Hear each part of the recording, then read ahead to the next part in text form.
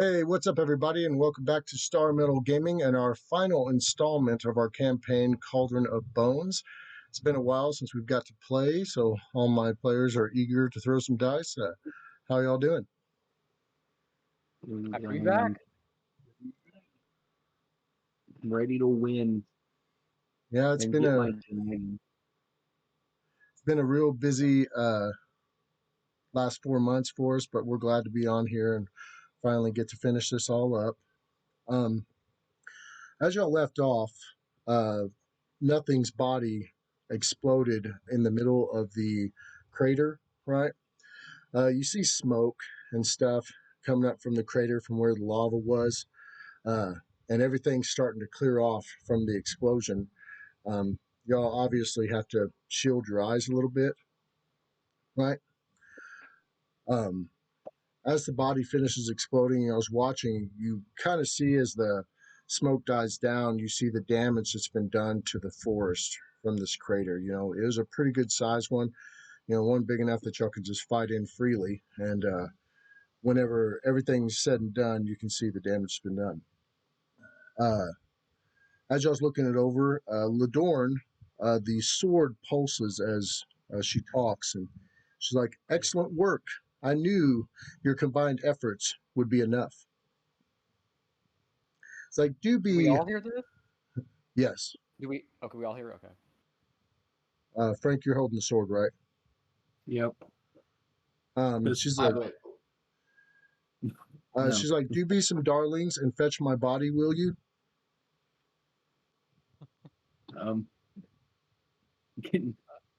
If I fetch your body, would you hold it against me? She's like, "I would totally throw up if I wasn't a sword." Lance, was that reachable up there? Where her body is? Or would that be something it came down. The spinning colander ended up coming down and resting on the earth. Okay. I'd say her body's leaning off the side of it. It wouldn't be a hard climb to get up there and grab it. And I'll go. We'll just pick up the body, throw it over my shoulder, gently. Come back down. Okay. Maybe y'all want to do anything while Frank's going down there fetching her body? I keep it away from Texas, and I make a point of that. So wait, is that body dead? Yeah, I need to know. I need to hear you say is it gruesomely killed, or does it look like it just died from a broken neck or something? Yeah. Is it in pieces? Do I have to stitch it together, or can I just cast a spell? It looks like some type of impactful magic was done on her. She's not breathing, and the body is totally lifeless and cold. Okay, so she got hit by like 100 magic missiles. Yeah, she got hit by a lot of magic. My notes from last session says Ladorn is jacked up. Dead? ? So yeah. So I have a special ability called Animate Dead that I could just I could go have another undead companion, I guess. No, I won't do that. It would be fun. I have a valuable use for my body. I will not need you to do that for me. No, thank you. I might have a better one. Are you that wasn't what I meant. Ladorn, are you the sword or the body? I mean, I know you're in the sword right now, but were you originally? I'm actually neither. Oh. Actually, what? Yeah, she's a better necromancer than you, is what you just said. Well, She can body off. Yeah, well, that's what everybody says, and then they see me actually perform magic, and then they're like, "Oh man, I was so wrong." I mean, just the aura that I emit made a man kill himself. I think that was partly disproven by the fact that the same guy and his captain came back and planted a bomb. That's just how good I am. I brought them back after they died. I'm so good, I hold generational grudges. Yeah. No, I have to make it hard for myself. You know, it's like when you're boxing, you're punching underwater. It's that extra drag. You know, it's like, oh, boxing in air is just too easy. Pexor almost got that manipulation badge. Oh shoot! I'm about to say I'll sell eggs to a rabbit if I need to. I got what? Wait, what is my? What would you like us to do with your body? I got +6 charisma. Keep it safe until I need it. Sticker in my bag of holding. Yeah, I was about to say, like, where are we gonna put the body? Bag of holding. So this is your choice, Lidoran, since it's your body. Do you want the necromancer to hold on to your body? I would appreciate And it I if give he her didn't. a very toothy grin. Okay. I give her a very toothy grin. As I'm also holding the pieces of the heart in my hand, going, "Oh man, this is cool." Then I look up, what? Yeah. Let's just say So, he you hasn't know- earned all my trust.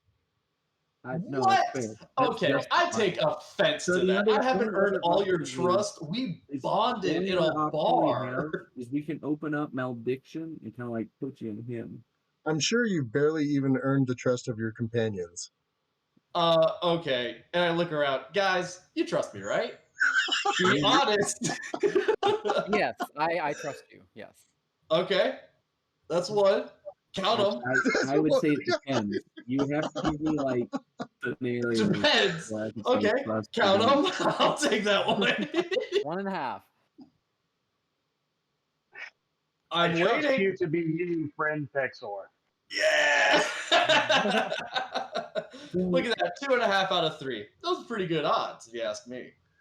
She's like, I'd appreciate it if you wouldn't put my body in any dimensional bags. She goes, I trust myself. I could use it later on, and if something happens to that bag while I'm in there, then we're all screwed. It's made it this far, and I have far more important things in there than you. So I would probably want to keep it safe. I have a whole bag of heads in here. Did you know that? Will a simple no suffice?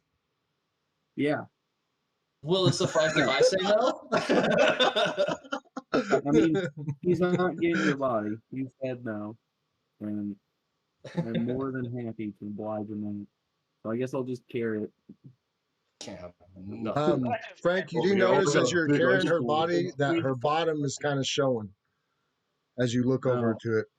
I get some rope, I guess, and just kind of like tie your feet together, tie her robes.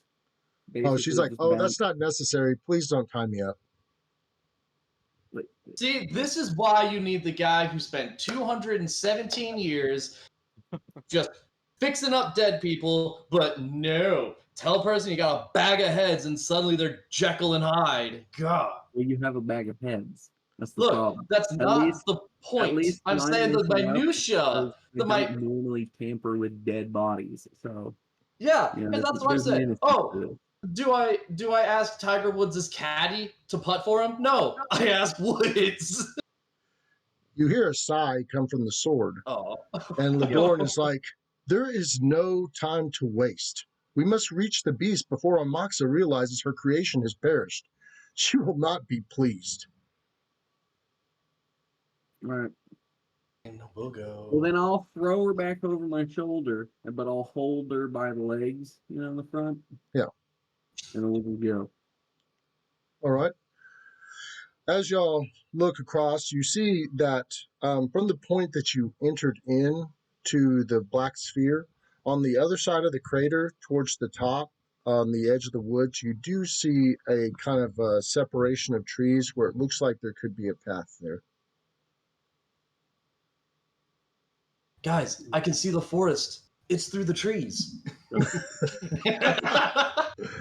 Yeah.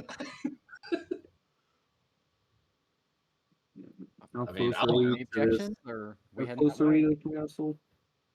With Follow me, you all, and I charge forward into the grove.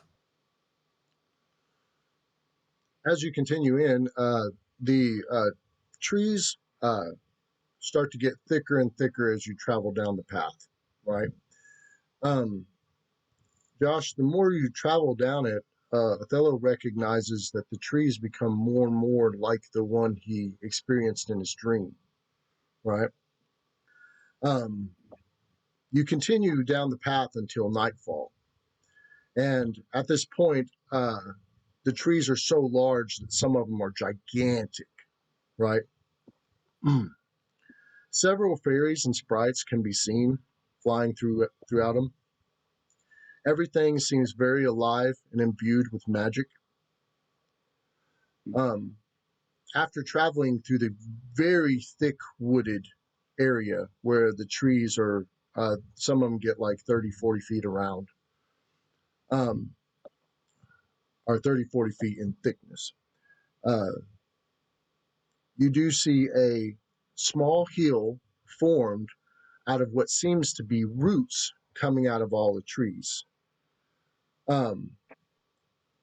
Also, at the foot of this hill, y'all see the animals that were following Josh before, and they're sitting on the outside at the bottom of the hill, looking towards you.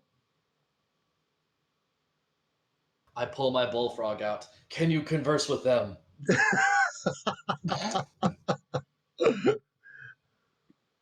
Okay, he points the frog at the frog, and the frog rivets, and the duck quacks back, and the frog rivets, and then the raccoon makes a noise, but y'all can't understand any of it because you don't speak critter. Yep. Othello. Speak the language of love, these are your and I love my people. frog. Your people. Unless you want to cast a spell and listen to him, Josh. I don't know if you can. I do not have that spell prepared. Well, I guess I'll walk forward. Didn't I talk to a rabbit before? Wasn't it a rabbit? When we were Yeah. at the bathhouse, whatever. Yeah, I guess I'll look for the rabbit and just kind of. Do you remember me? And just kind of walk up to it, bend down, and just kind of see what it does. Okay, you Twitch your bend down. nose. The rabbit makes a few hops towards you. You bend down. You go ahead and you stick your hand out to it. You know it sniffs it a little bit. You pet it a little bit, and it turns around, and it goes back to where it was next to the mound, and it stands again. At this time, Ladorn says, "This is where we trapped the beast. The council gathered here all their magical power through a one-time use of a focusing cube designed by the late Dodarrel, the Master Tinker. With a focused entanglement spell from each of us, and a spell of permanency, the roots of the trees of time took him beneath. This is the only our entrance. Luck be with you, Othello. We are all destined to be here. Do not fear him." So does he need to go in there alone? Yes. Anybody else, and the beast might feel overly threatened. I got a pretty calming aura about me. I think that the ultimate wingman test. I'll smooth talk. All right. I'll smooth talk your mechanical monstrosity. Prepared to keep I'm him. gonna find a nice little spot off to the side and start effecting repairs on myself from the last battle while we wait for him to do what he needs to do. Yeah. Cool. Awesome. That's good. I'll go off nearby, set the body down beside me, and then I'll talk with Ladorn about allowing me to blade meld to her during this time, I will pet my frog. since he's gonna go off. When you do say, like, when you start talking to her about blade melding, and Josh, you're just getting ready to lower yourself, right? Yeah, before I go in, I'm going to cast a spell. You said it's nighttime, right? Yes. I'm going to cast Embrace the Wild on myself. Okay. It'll last about 40 minutes, and I gain low light vision and blind sense. Oh, okay. Out to 30 feet. Good, good. Okay. So, yeah, I guess. So I'm going to go up to the hill. Can I see down into this pit, or is it so thick that, like, I'm going to have to, like, rip through it, or... When you get to the top, top, Ladorn says, she goes, "Oh, I forgot to mention." She goes, "I think the only one that can enter the chamber is the key holder. You still have the key with you, right?" Yes, I do. So I'll get that out. You get to the top of it, and sure enough, you see a magical field over the hole, and it has ruins rotating on it in a clockwise way. Yeah, I'll cast the spell myself, and then I'll go up to the top, and I'll get the claw glider key out, and put it towards the barrier and see what happens. Okay. You notice as you hold the call glider key, when you push it towards the barrier doesn't stop the key or stop you. You just be able to go through the barrier. Okay. But from it looks like it's quite a drop, and you'll probably need something to help you scale down. Anybody have any rope? um, I do. yeah, I'm gonna need. Okay, so I will. How long is the rope? Uh, 50 rope, feet. rope times 1. Uh, well, Was it a 50 standard foot length coil of rope. 50 feet? Yeah, I I was gonna think say It's standard. 50. Yeah. Well, I can see down. All Besides right, rope. I have low light vision. Can I see the bottom at this point, or is it just black that far down? You can't see the bottom. Okay. Yeah. Well, it is low light vision, so if it's pitch black out here, I still won't really be able to see. I mean, I guess I have blind sense, but Okay, that's if something's. if we've got some sort of apparatus, I can use continual flame. It'll create basically an ever burning torch. Uh, let's see. Oh, I have a lantern, a common lantern. So if you want to put it in Okay. that, I don't have anything to light it with, but Yeah, I can enhance that to where it's a continual light, so it doesn't actually burn or produce smoke or anything like that, but it just continues to produce light. But you're able to control it with your lantern. Nice.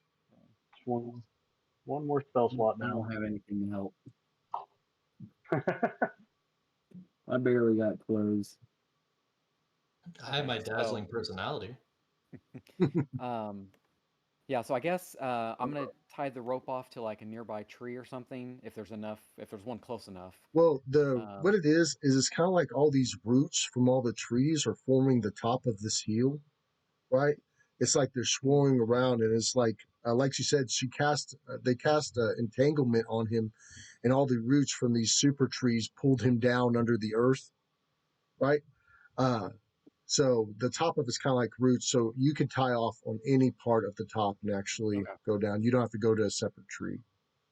Okay. So yeah, I'll put the key, I guess, back in my pack, but I'll have my pack with me, and then I'll hold the lantern, tie off the rope, and then start lowering myself into the hole. Too bad you can't just store it back into your hand again. Let me see. You say if I for the key? Yeah, like you had it. Yeah, I'm just because I've got the. Well, I guess I could hook the lantern. I have a bowstring, so if I can like hook the lantern to my belt or something, I'll have a free hand for the key, and then another free hand for the rope to kind of lower myself down with. Well, no, I meant like whenever you originally when it was hidden inside you. I think I needed my Because parents for remember, that, right?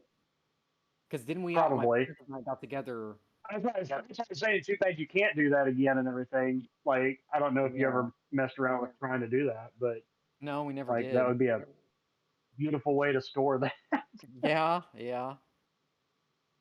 I think Yeah, whenever the dots all met and it unlocked the spell, I think the spell would have had to been cast again to put it back. mm, Probably. Nice. Um, as you lower down into the opening, you see the massive roots come down all around you, uh, and you lower yourself down into this hallway. And you notice that whenever you get down to it, it's right at the end of the rope, so you know it's around 50 feet.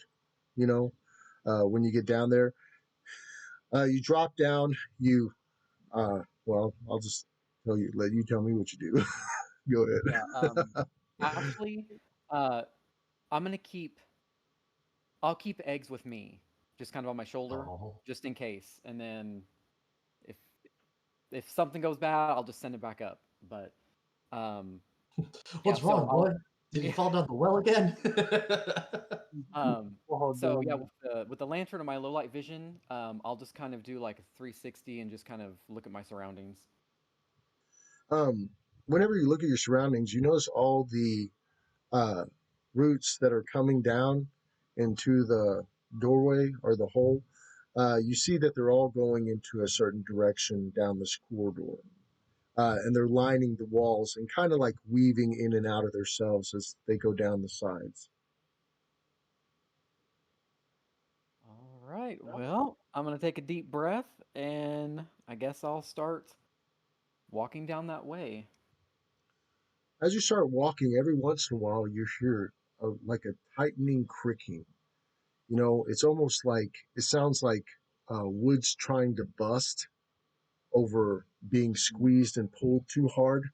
You know, it almost sounds like wood being splintered. And you keep hearing this cracking and popping noise in the distance as you start down the corridor. I can take a few guesses on what that is. Yeah, I'll just take it slow and keep following the corridor. You keep going down the corridor until it opens up into a larger room, right? Um, there's a slight little bit of room in this or light in this room, and you think it's from the actual beast himself, like he just emanates a little bit of magic, right? And as you come in, you can kind of make out in the distance what's going down. You see all the roots not only coming from the ground and the sides and the ceiling of this giant chamber, uh, but they're all being shot to the middle, and they're holding this huge beast down. And you can tell he's fully wrapped, and only certain parts of his body are showing, and it's wrapped around him really, really, really tight. Um, at first glance, the claw glider doesn't seem full and powerful. He looks way skinnier and frailer looking, almost weak. Uh, it seems that the roots are almost hurting him, relentlessly continue to tighten, even in his weakened state. uh, at the distance in front of the beast is a little podium. Is there anything on the podium? I won't walk up all the way to it, but I'll just kind of start walking towards it. You go up to the podium and you look on there, and in common or human speak, the words inscribed, "I made a mistake and I'm sorry."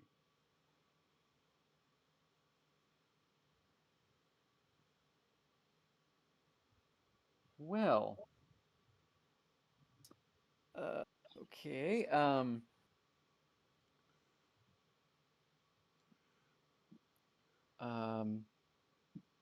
yeah, I guess I'll just stay by the podium and I'll just look at the claw Oh, glider and for a you second. also see a symbol for where the key would fit. Um, Hmm. I'm going to say that Othello, for a second, when he looks at the key hole, he holds up the key and he looks at it just to make sure, you know. And Hmm. as he's looking at the key and looking at the keyhole, you see off in the distance one of the golden eyes of the beast open. And he looks across the room at you and he's like, "Ah." And his voice is so powerful. I'm gonna let you know the claw glider is about the size of Godzilla. He's really big, you know, and he's being held by gigantic roots, you know.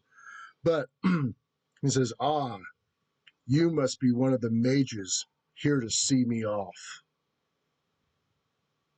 No, no mage here. You don't recognize me? I'll kind of like put the lantern a little bit closer to my face.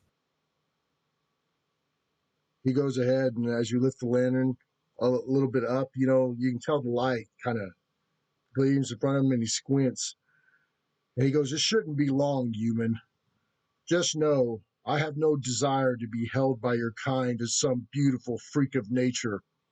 Even in my death, I despise you."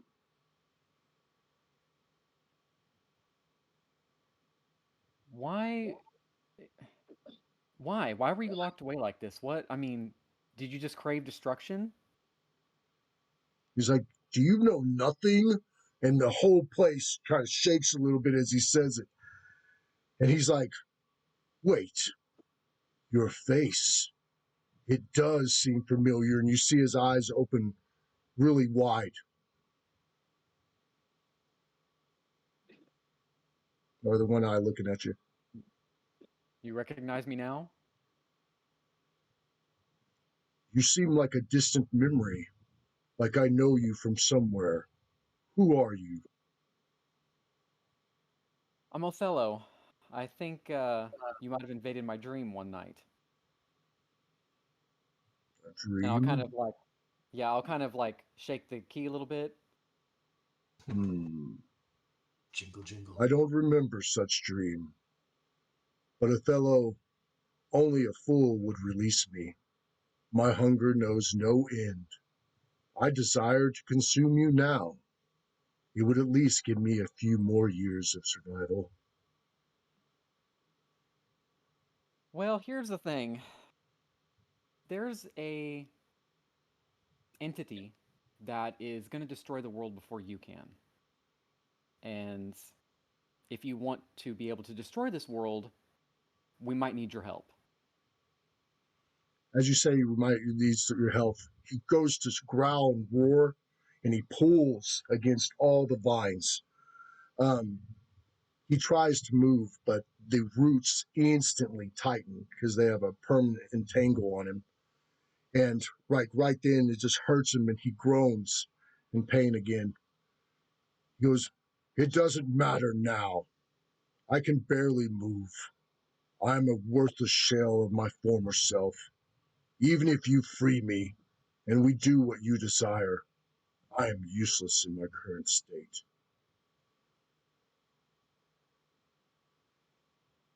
Well, if I did release you, would I have your word you would at least attempt to help us? Like I said, I can't even move. But I won't know until you release me.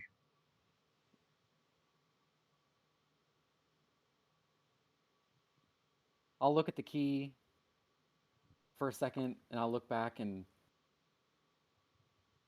I'll just ask, what would you gain from destroying the world? If you destroy all life and you're the last living thing here, what's left? I Nobody to don't worship you, nobody to see your strength. There'll be I nothing. I will just move on and eat something else. I never stop being hungry. I must consume everything.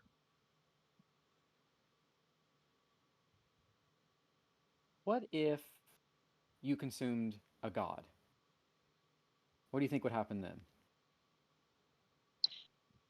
I don't know. Maybe I'd be satiated for a while. There's only one way to find out. Maybe you should do what you came here to do. Maybe. I'll just kind of pause for a minute. If I let you go, how about you help us now and I'll help you later on? After all this is done and everything, I'll help you. He goes ahead and he looks at you very seriously with his eye, and he opens real wide. He's like, "You swear to me, human?" I do.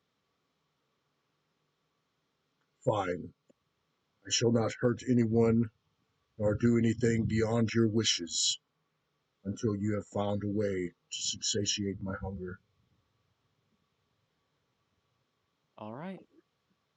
And I put the key in the podium. Closing my eyes for a second, like, okay, and then put the key in. As you put the key in the podium, all the roots start moving all at once, right? It becomes so loud almost deafening as all these roots are not only letting him go, but just retreating back to where they were.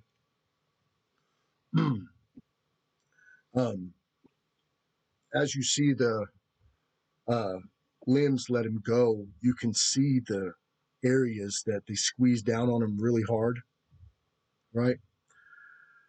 And it's made creases in every place that it was holding him for all that time. Uh, as he lets go, his body relaxes, you know, and like you can tell, like he drops completely to the ground, head laying fully down, his wings kind of spread out, looks very comfortable. And you hear him start taking really super large breaths, like he couldn't breathe good before. Mm-hmm. And he's slightly whimpering at the end of each breath, just slightly right at the end of it, so you can tell that he still hurts. As he sits there, you hear the low grumble of his voice almost travel over the floor to you, and he says, "I never thought I would be free of those vines. Only if I had the strength to feed." Well, Cauldron. we'll work on that.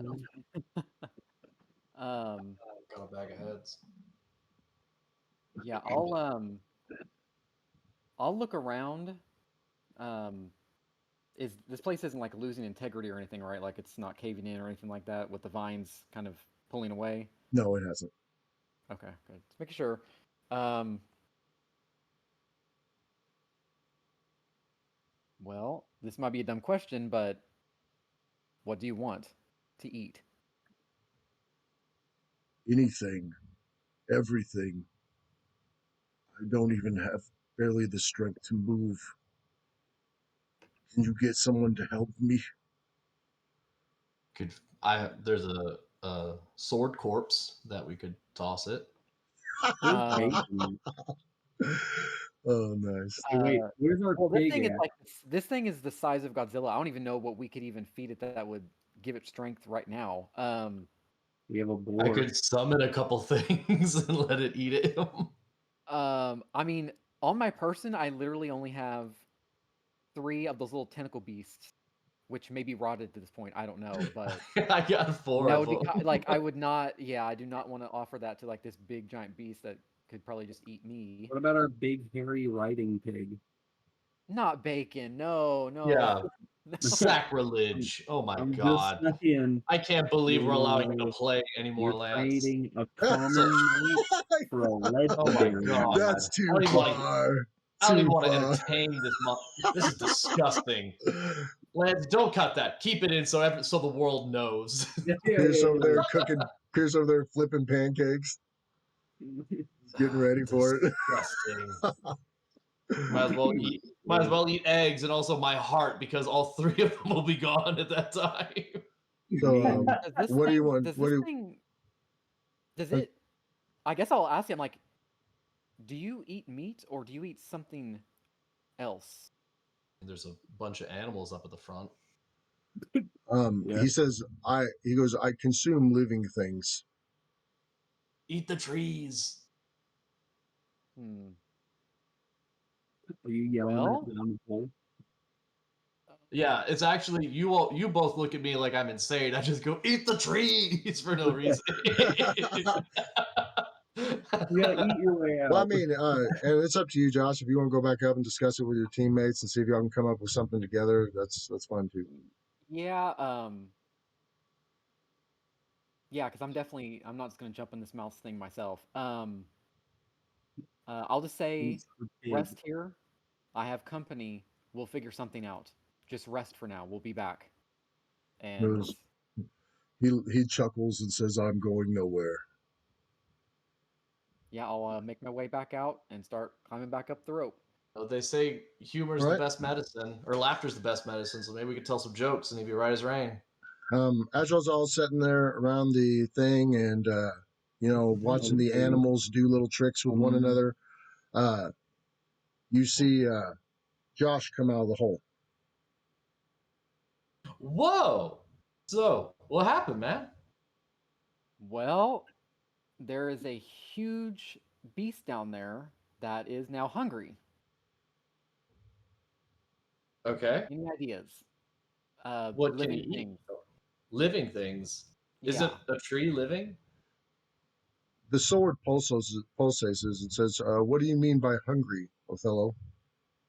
Hey, whoa. Just the group Did huddle. you Swords release him? excluded. Did you release him? Yeah. Yes, I did. Doesn't even listen. Guess swords don't have. I'm not even a person down here. Yeah, swords don't even have fucking ears apparently. What did you say? I did because I did, and I'll say this thing that we're fighting that's in the future coming, based on what we've heard from Pierce, we need some more help, and I feel like it's not just evil. I don't feel evil from it. I feel misunderstood. I feel like there's something else with it. I mean, if it just Well, you're the it first could have just person killed that's me. actually got to talk to the beast. When we trapped him, he wouldn't speak to anyone. He was just fighting ferociously, killing everything within Yeah, and his wake. I'll bring up. I'll say there was a podium down there with some writing on it that said, "I made a mistake. I'm sorry." Who? And then I unlocked it. Yeah, who? Do you know who wrote that? Who? It was the person that wrote it. You already met them. They were the head ambassador of the Council of Elements, and Oh what it yeah. was is they actually created um, this beast to always protect the land from outside threats.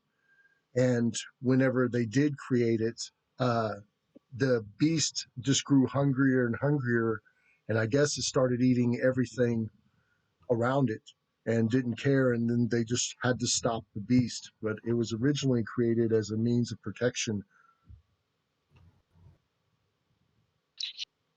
I feel like that. Ran rampant. Yeah, I feel like that part of it is still there. It's this hunger that is driving it mad. I don't think its mind itself is inherently craving destruction. I think it's something. I don't know if it's a flaw in its creation or something like that, but it's like a curse or something. Um, Well, if it has Right. been released and it can't move and it's starving, I need you to go down there, Othello, and find some way to bond with it and get it up here. If we can get it underneath the moonlight here, I can save him. oh man. Um, I'm gonna look down at all these small little critters. Yes! Come to the dark side. Uh, yeah. I mean, my question: why are all these animals here? I mean, As sacrifice. this is so wrong in so many ways. It's not wrong. It's just, look, there's an eye coming, and they're all going to explode in a pile of blood if we don't do it. So might as well have their sacrifice be worth something. Yeah, I mean that's Yeah, yeah. I get. See, that's that +6 charisma coming in. So how many animals are? Well, actually, how would we even get? Oh, I guess we'd have to. You know that I'd this have. would not, this is not what he's talking about on being satiated. These few little animals would not do it for him. Yeah, like a little rabbit is. I mean, if this thing is like the size of huge I'm kaiju hungry. monster, one little rabbit is not gonna do it. So I don't even know. Wait. Wait. What weapons do we have around? And can we not break a hole in the top that way the moonlight shines down? Well, She's like, well, actually, that's not a bad idea. If he's going to be weakened and he's going to have to pull his way out the top anyway, I'm probably going to need y'all to chop up that entrance just to help him Oh, out. Yeah. Do I need a to tool? I don't have a tool. do I need to do feed that. him my party hat? Will that be enough magic to bring She's him like- up. Well, She's like- that was my idea too, but he said living things, so There's fruit on it that constantly recycles. She says, I'm- Frank, the sword in the full moon right now is intensely strong. It should make short work of the entrance. Did she allow me to blade meld to the sword? I If think you, I if should you do it. attempt to blade meld with her, she will try to reject you.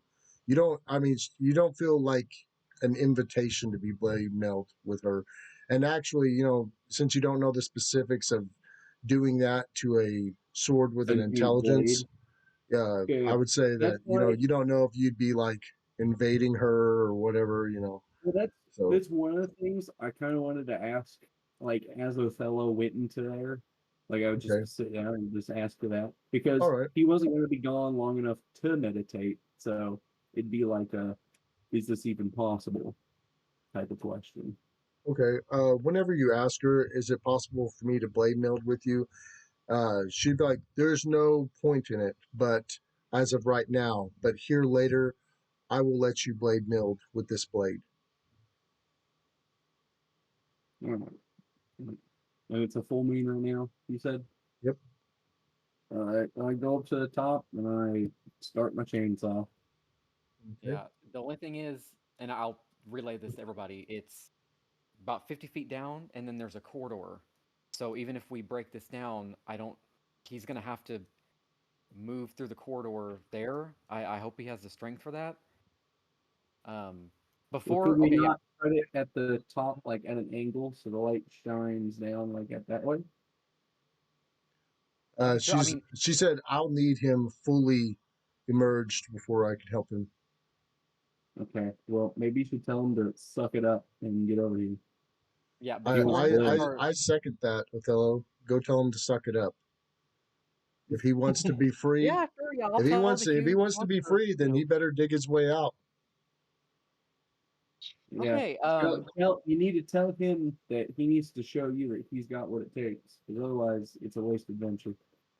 okay. Before you start chopping everything down, I'm gonna go down the rope again, and I'm gonna say, I'm gonna try and get him to at least claw his way out, or are we gonna have him come this way out the corridor so that at least the moonlight will kind of bounce right there, and then he can get maybe a little bit more stronger to climb out Create a fully? collection of mirrors that reflect right now.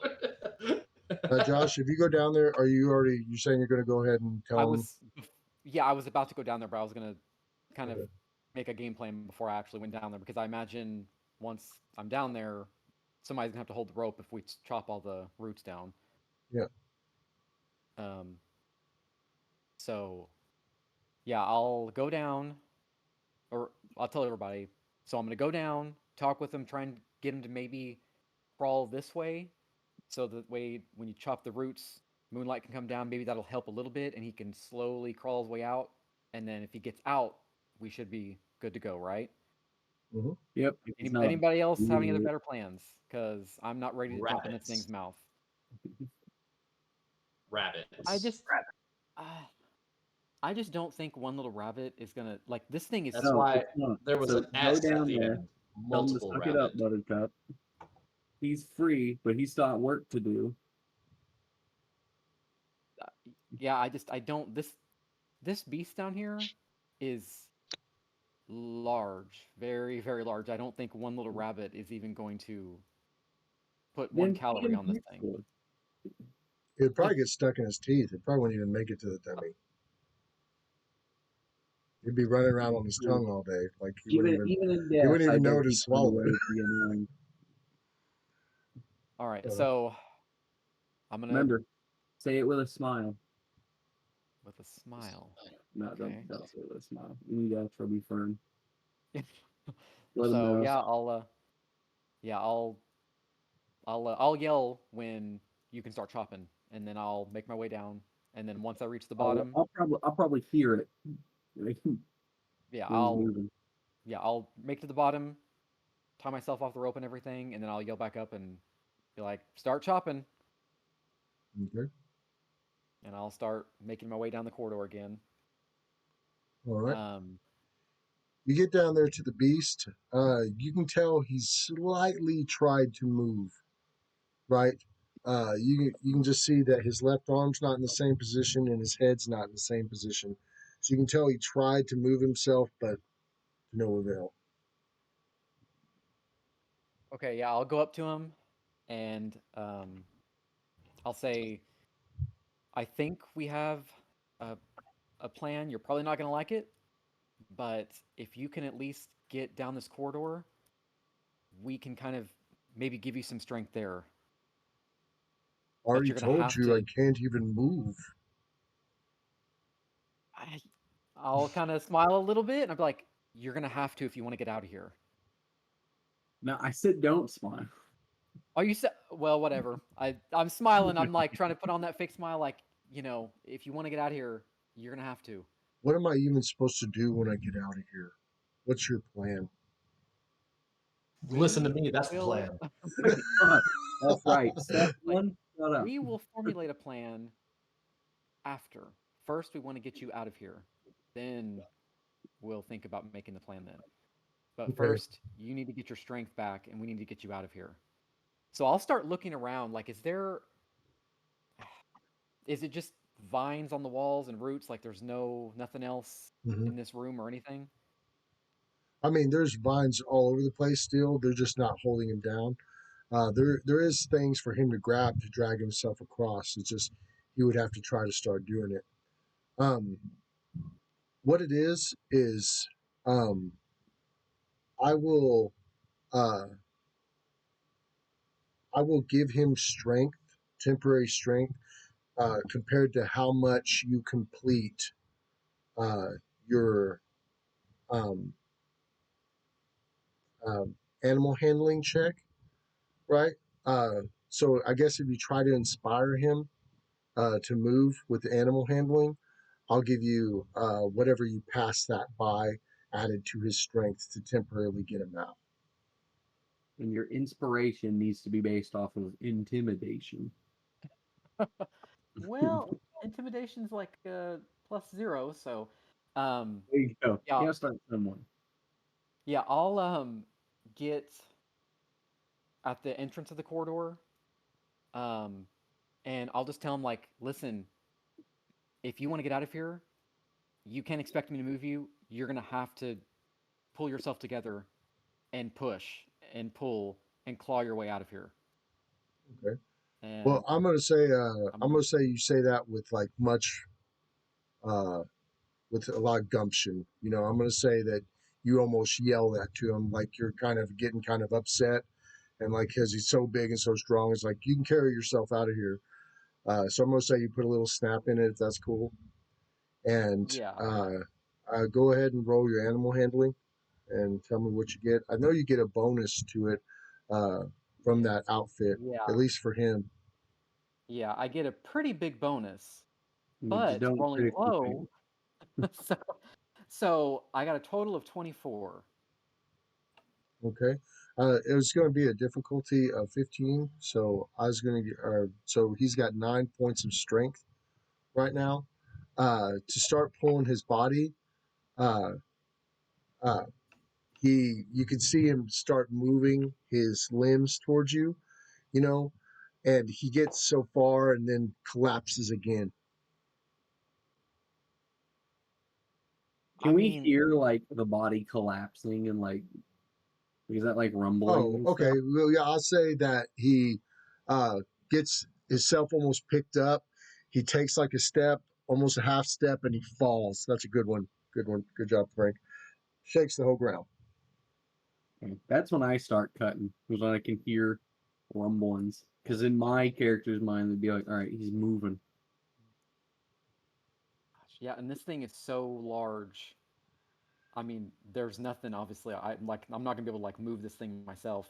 Um, yeah, I'll just stand at the corridor entrance and I'll just start yelling like, if you want to eat, you got to get out of here. Come on. Okay, go ahead and roll it again. A little better. It's a total of 28. Okay, I'm going to say he's got enough strength to start pulling himself to you. and like you can tell what he's getting kind of angry because you're being very forceful with your voice, and he's like, "Don't talk to me like that," and he digs Oh in my and god, pulls, you and get he the grabs emotional another thing, and he Godzilla alert pulls, here. and you can tell that the anger is helping him. You Okay, go, yeah. When that you're makes fun of him. angry, Yeah. Wait, Pixlor, get down there. You can inspire. He's like, "Is this mic on?" "Hey, you big silver dummy!" yeah. Walked out. What's the You deal give him with the tavern thumbs food? Yeah, so if I see him starting to respond to that, I'll just start yelling things like, I thought you're supposed to be strong. What's this week showing?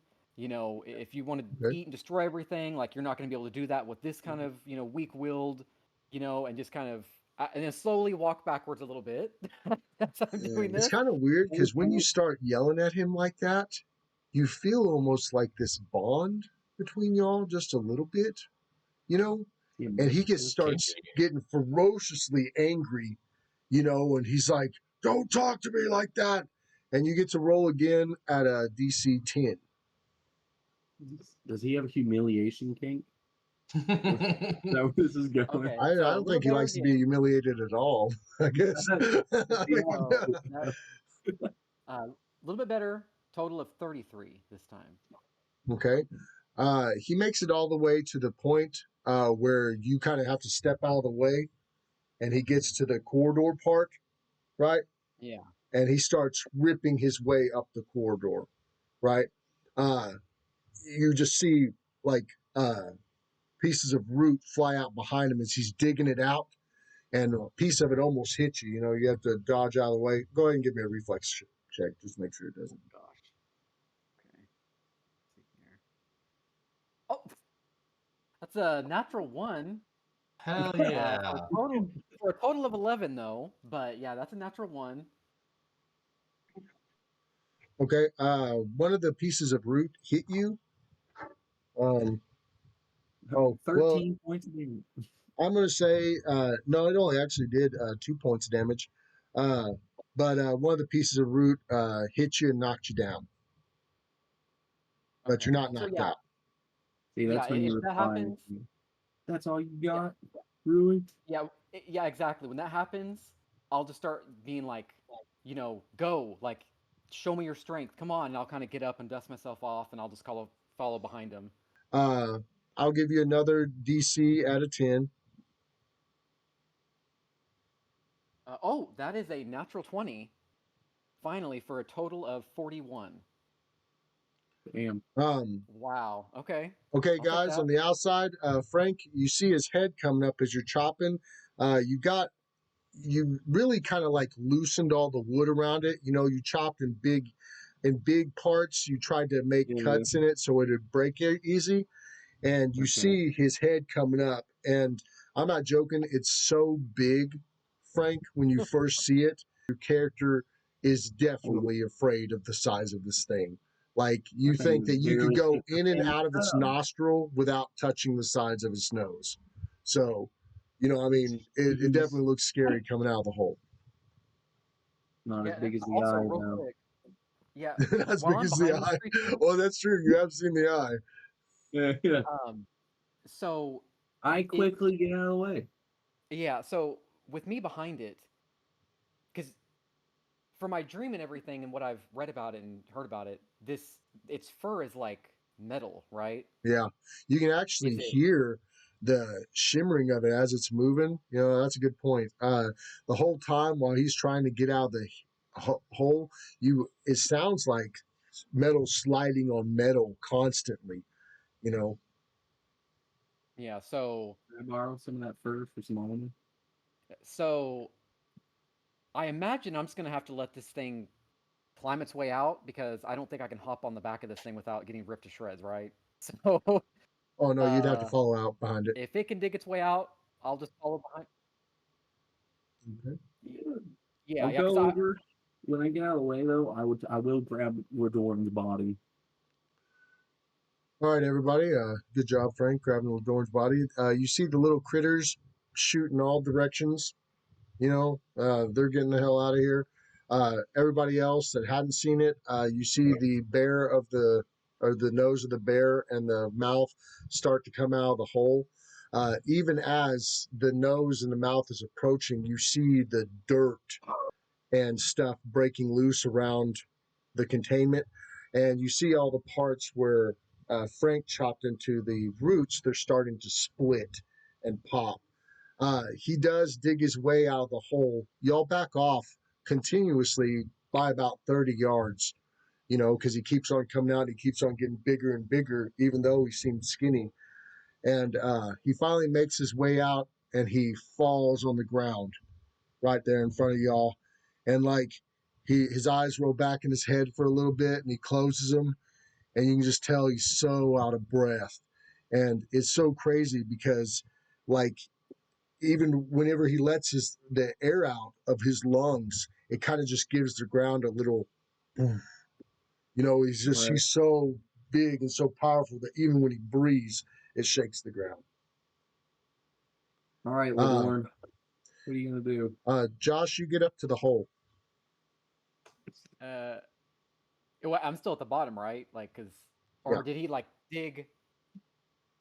Did he dig at an angle, or did he just dig straight up? Or oh, that's a good question. Let's see if he can just crawl out. I mean, because if he 17, yes, you can crawl out yourself. Okay, so it's at an angle. Okay, so yeah, I'll follow and follow up behind him, and then I'll just look around, make sure everybody's good. Okay. And then I'll just kind of walk up to kind of where its face is and everything, and I'll just let it rest for a second, and then I'll just kind of sit there and look around for a minute. As he pops out, Ladorn, sitting over there in Frank's hand, she's like, "Outstanding, hard parts out, over with. Pierce, I'd like you to pick me up." I got you. Sword. And sword or body? Which one do you want? Sword. Okay. Point me towards the moon, please. Okay. As you keep the sword pointed at the moon, you notice this kind of light creeps in on the tip of the blade, and it starts slowly working its way down the blade. And as it does, you see this glitteriness and sparkle start coming from the light as it's working its way down the blade. I use my noble etiquette to strike a heroic pose, though, when it happens. Okay. Frank's posing with his magic sexy sword. Yeah, in a dead body. Oh God, your Schwartz is as big as mine. As the light fully encompasses the blade, she's like, now, Pierce, smash me on that rock over there by my body.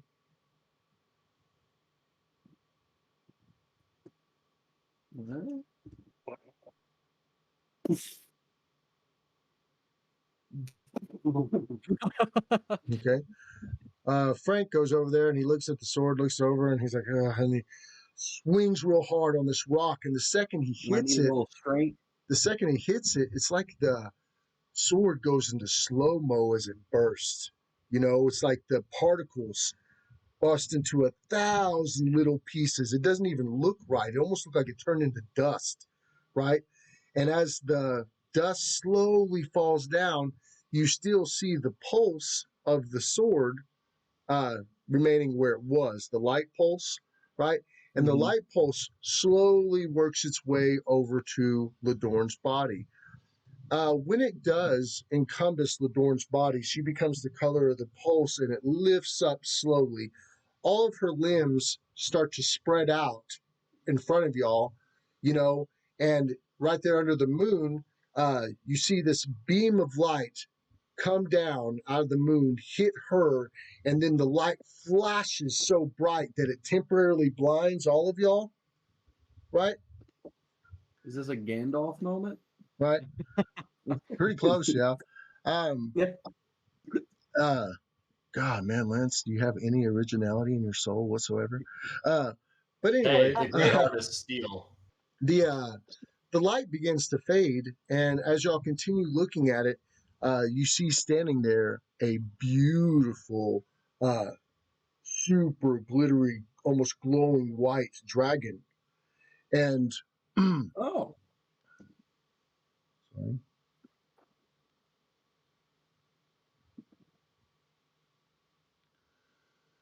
And she kind of opens her eyes and she looks down on y'all. You know, she's huge. And she says, finally, to be back to my true self. And she cricks her neck to the side and everything. Does anybody, Frank, do you have dragons in your old world? yeah. You There did? was we And actually does had anybody have dragon any riding. draconic knowledge here? I can speak Draconic. Well, then you would definitely have draconic knowledge as well. Anybody that would possibly have any draconic knowledge, I would go ahead and roll a knowledge check, intelligence check, or wisdom, sorry, Wisdom? at a DC 15. 22. Okay, Yeah. I I got don't know what was the 14. DC. 15. 3. I got a 14. Oh, okay. Listen, I was a dragon nerd back at home. Okay. You're sitting there, and Pierce is like, "Gosh, what kind of dragon are you?" And he's thinking to himself, he's like, "It's right there." Or not Pierce, but A Pexor lunar is like, dragon. "What kind of dragon are you?" And then Pierce steps up and he's like, "You're a moon dragon." And it's up to you, Pexor, what you want to do after that. You notice that Pierce stepped up when you're trying to figure it out. And I don't know if I Pexor go. did that. That's a point for me. I go. Pexor. That's Okay. right. Moon Dragon. But now, let me ask you. You got any other secrets I might need to find out? What? She goes, "Actually, I do I have can another speak to some. secret." She goes, "Pierce, that only could have worked with a person of pure heart. So thank you for your assistance." Look, Oh. look. After being on the trail with all these folk, your spell might have had a hitch somewhere in the scribe Hey, she because said pure heart, not pure loins. Okay. no, I did. That wasn't what I was hinting at all. What do you mean? I am most noble. Okay. Sure. That's fine. You know. Or at I least mean, I She says, strive to be. she goes, "And now for the next part."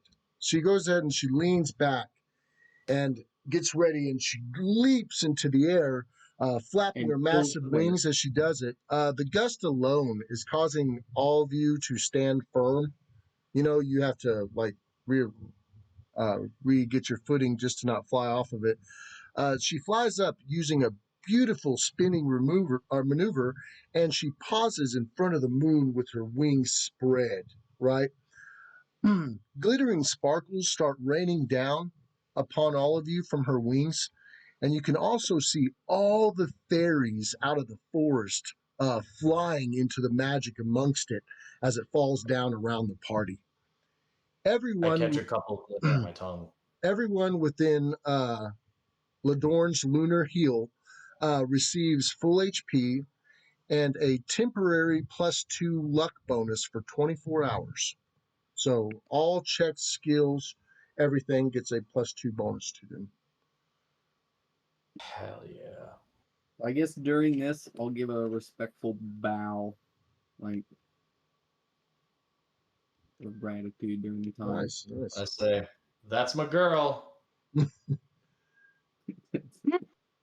That's probably the last thing you want to do to a dragon. Is I don't know.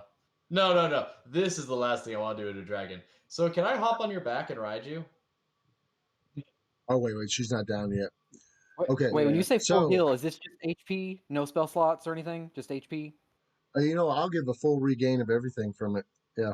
Yeah, that's the safe zone in Final Fantasy. Trust me, he gives us Woohoo! all of it. All right, I'll take that. Well, I'm saying it's just a full replenish of everything.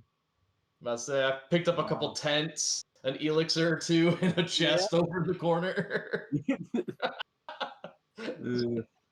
Um, A quick everybody, save. everybody roll a spot check. It's a 21. 7. 30. Okay. Thank God I got you guys to see Let's say things. shit. Got X-ray vision over here. No. 15. Everybody that rolled above a 10, Damn you everybody that rolled above a 10, you see the claw glider start moving. As he moves, all of his muscles start coming back, and it looks almost horrifying, almost as if he's changing because he's going from so thin to so thick. She's replenishing all of his health through the lunar heel, and at the end, he gets up on his front two paws and he spreads his wings out. And when y'all look at him, he's just like insanely huge. Like just then, I will say that everybody has at least a tiny bit of fear in their belly. And Not me. I he didn't leans say back. He leans back and he roars to his full extent, right? And everybody, it's so loud. I'm not going to say it's going to deafen you, but you instantly, if you don't have mechanical ears like a malediction, you have to cover your stuff. And it's I'm so backing loud. up. Yeah. It's so loud and it's so crazy. He finishes. He finishes his roar and he looks down. And he's like, I forgot what it felt like to be free. And he looks at you, Josh, and he's like, thank you, Othello. I mean, you're not really free, so let's more put like under new management. Yeah. I was saying, let's put a tamper on that. You can X that. Yeah. I didn't actually say that in game, so I don't want to die. Yeah, I'll just But I'll nod. Yeah, I'll nod and I'll just kind of say, but remember our deal. And then yeah. My hunger may be endless, but your bravery has inspired me to try. So wait, what was the deal? At that time, Josh, you look at him and y'all both have the companion zing, and the claw glider will act as your companion from now on. One of your animal companions. So Oh, wow, okay. eggs just flies away in fear, never to be seen again. So wait, no, I kind of meander over. So what was the deal that you made? No one can Don't get worry away about with. it. It's Don't fine. worry about it. What? First off, famous last words. Second off, Lance, I'm still looking at the dragon. She's bro cool. code. Bro code. Okay, the dragon just starts to say- land. Frank, go ahead. What was you saying, Yeah, Josh? I was gonna say I'll whisper and just kind of like I'll just say I kind of had to do what had to be done. We'll jump that hurdle when we get to it. But right Okay. now, let's focus on this, and I'll start walking towards Ladorn. Okay. Ladorn goes to land on the other side of the field where it's a little bit more open. Pierce is also walking over to her as you're walking over to her as well, Othello. Um, sorry, Jared, I'm not trying to leave you out here. What are you doing, brother? He was fixing himself. I know you're repairing Yeah, so I was yourself, but preparing myself, and now I'm fully repaired from the light of the moon. So I guess I'll meander over with everyone else, just kind of like, all right, this is interesting. it was actually kind of crazy. All your mechanical parts and everything, that was the most vastly you've ever been healed. And I think is the only time you've ever been healed by magic, Mal. Right? Yeah. So it definitely felt weird, and it was like your whole body was supercharged for a second. You know, it was totally different. Ladorn lands on the opposite side of the field. Which one of y'all want to speak to her first, Josh or Frank? It would I would actually allow it to be Josh because I'm more so containing myself because in Okay. my mind it's more of a she's kind of leading this. I don't know, like I'll speak when spoken to kind of thing. Oh no, it's fine. Feel free to say whatever you want, Frank. But if you're gonna let Josh speak for it first, what was you gonna say to her, Josh? As she lands. Yeah, I'll just say I'll kind of just look up in awe. Really, I was not aware of your true form. And I'll just say thank you. I don't know what else to really say. I mean, it seems like you've given us a second chance here. She's like, Mood. none have seen my true form since I came down here. Y'all are the first to see it.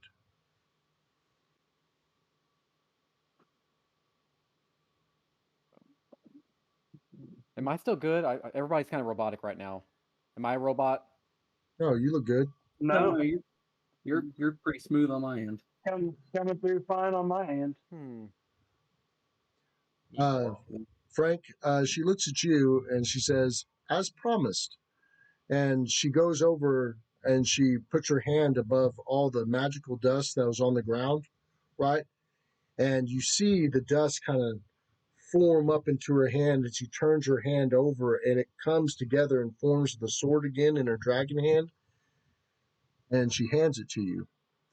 Um, the sword has different strength powers depending on what phase of the moon you're fighting with it in. But since it's a full moon tonight, I'm just going to give you the solid stats of the sword full. But it's a +5 moon blade. It does 2d8 +5 magical damage, and it also, or excuse me, I was just say moonlight damage or whatever, and it does a +5. Or excuse me, guys, it has the +5 from that, and it also has your strength modifier. So it's 2d8 +5 plus your strength mod, and it Does is. it do? Is the 2d8 also like? Is that like sword damage and moon damage? Is that what you're meaning? Oh, well, what I was saying is the 2d8 is +5 is the damage of the sword, but it's kind of like a moonlight damage. It's not like a Right. normal damage. Okay. It's kind of like a magical damage, but you still get your strength modifier added to it. And it also is incredibly light, like I said before. It feels like it weighs nothing. And it is, she also tells you that it can be thrown and it returns to you.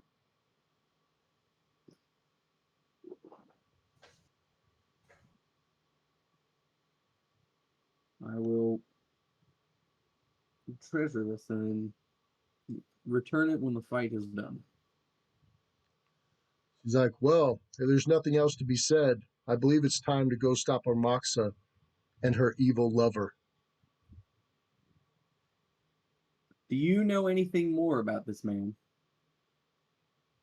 I have a strong inkling that he's related to you. That's my I mean, fear as yeah. well. Wait, did We've already you say established lover? Do we know that? They're the two organizing to bring Chicago to this world and destroy us all. I mean, though, it's a platonic chaos, you know. And I'll ask too. Is she? Do you think there's a possibility that she's being manipulated or controlled by him? Indefinitely. That's what I've Or come to find out. But I don't because have a way to release it from her. I don't even know which spell it is or how to fix it. So we'll I probably do. just have to kill her. No, I have this shot here. I was given two. One was used on my sister. What is that from? I Not a game. I've completely forgotten who actually gave it to me. I Oh, want it to was say a it was it it was was the a necromancer people, wasn't it? it the was head the necromancer the people. head Yeah, of the yeah, yeah, consortium. You're welcome. yeah. Yeah. They gave us two, and I used one on my sister who was also under his control, and it worked. Though if it wasn't for the magic of Donda when he gifted me that sash, I don't know how effectively it would have worked on its own. But What do there you is a chance to save her if we take that route. That would be much riskier because it's a shot. I can't believe Yeah, y'all found an antidote for her so you could save Armaxa? Potentially, I'd call it a coin toss, but better than Well, nothing. maybe we can if do it comes something to to get it, her away from him. And if y'all can get her by herself, maybe you'll be able to save her. Because if she joined our side, victory would be assured. Who would this antidote be in the best hands in? I feel like mine are not. Mine would be preoccupied. I want to say maybe Mal. I mean, that's his creator, right? Or Moxa? And that's true. You also got the arm cannon and time manipulation and whatever other gadgets. Yeah, and he may be able to speak with her to get through to her for just a moment to offer some time to hopefully pull her out of the spell. But in that Or regard, I whatever. would say you have just as much of a connection to her, Othello. That's your So aunt. it's between both of you. I don't know. I feel like I didn't even know she really existed till recently. I feel like she would have more of a connection with Mal. I mean, I could leverage my mother. I'm sure, obviously, she has a connection with her, but I just don't know if she would lower her guard for me, if that makes sense. Mal, what do you? I mean, Hexor, do you have Maybe any suggestions? Hey, I'm just here for the stick. Those that you have like oh, an artifact. she Ocean of does have Dead. the death Got the stick. staff and everything. You're It's here all for the in staff of the emporium. dead? Yeah, that. Oh, so you're obviously it all makes sense now. Y'all got the antidote from the consortium, and the staff of the dead is from the consortium, and you're here to. That's why you're here. That and I make a pretty mean Greek salad whenever it comes time for it. Well, I leave it up to y'all, but there's not much time. I can feel that things are moving against us. We need to hurry. Okay. Here you go, Mal. Yeah, I say we give it to Mal. I mean, like Pierce said, with his abilities, he's gonna have a much better chance of getting closer to her and maybe break through that enough to lower her guard to give him a chance. Yeah. Um, Mal, do you know the vital spots of a human body? Aim there. well, I mean, with your sister, didn't we inject it in the neck, right? Yeah, but she was So, also like kind of crazed, and we had to hold her down. yeah. Um, I would say, I guess, n- uh, well, we know the neck works. Let's just say that. I would hate to Yeah. Right. stab her in the heart and then it Shove not. the cancer somewhere kill her. else. Guys, Yeah. I found their weakness. Without their heads, they're powerless. Yeah. Which you are all too familiar with that bag of heads you got. So, You know, I'm always looking to expand. Till you come across a Dullahan. Yeah, I'm still looking to expand. So, Lance, so it's a Moonblade +5, and that +5 is already configured into all the damage. Well, that's what I'm saying is a 2d8 plus 5. Okay. So Okay. I'm you just get a plus double 5 to checking. hit with it, and you get a plus 5 to damage with it. But it also you also add your strength modifier on top of that. So I do 2d8 +10. And I don't know what that's going to add whenever you link to it, but I guess we'll see. Well, I mean, I'll start to link to it. Oh wait. Well, y'all. Well, Oh wait, It takes an hour, doesn't it? Yeah, an hour of meditation. All right, yeah. let's Well, go. you know I what? got You know what? Hey, guess 4. what? Guess what? I'm going to be nice on the way there, right? I'm going to say it's going to take an hour to fly to where y'all need to go. So, Hey, We don't need your Nice. charity. I do. I'll take it, Tony. So when that happens, Lance, I'll activate my new skill from leveling up.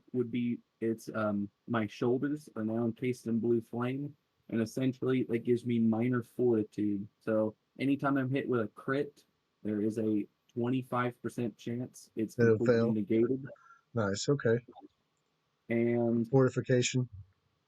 yeah, Okay. Okay, and then it's still nighttime, right?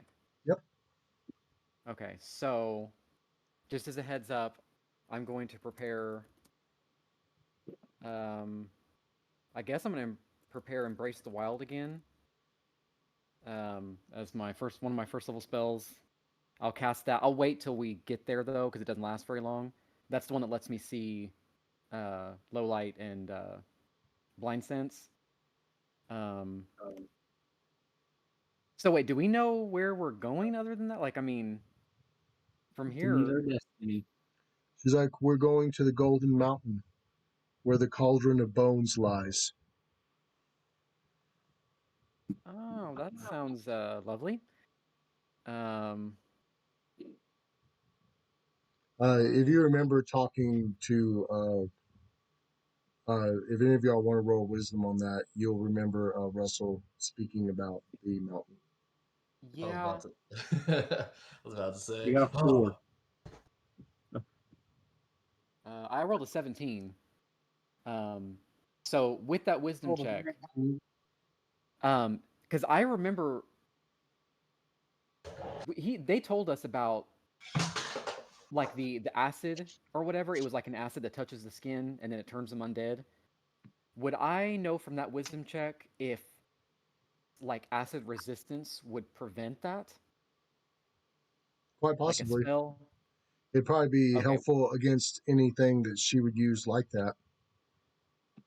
Okay, so for my other spell, first level, I'm gonna prepare resist energy. I won't cast it yet, but just in case we need something, I'm Nice. thinking acid. Um, and then my second level spell is going to be where is it at? Where's it at? Curse of Impending Blades. So, okay. Yeah, I guess with that, I'll kind of just get myself ready. Are we all riding on Ladorn? Because with the claw glider, with his fur being metal, I don't even think we can hold on to him or anything. It'd chop us up, right? Oh, there's a clear spot because the fur is so big. There's a clear spot where you could ride him if you wanted to, Josh. But it's totally up to you. Um, well, Y'all I'll want to walk just up to ride the him then. dragon? Well, if I'll walk up to him, um, and I'll say, uh, so we don't inconvenience Ladorn, would you let me ride on your back for the trip? You say I'm supposed to fight a god when we get there? Well, possibly. Yes, There's some a people giant eyeball. It there's wouldn't some be. people that I they're do. wanting to bring this god.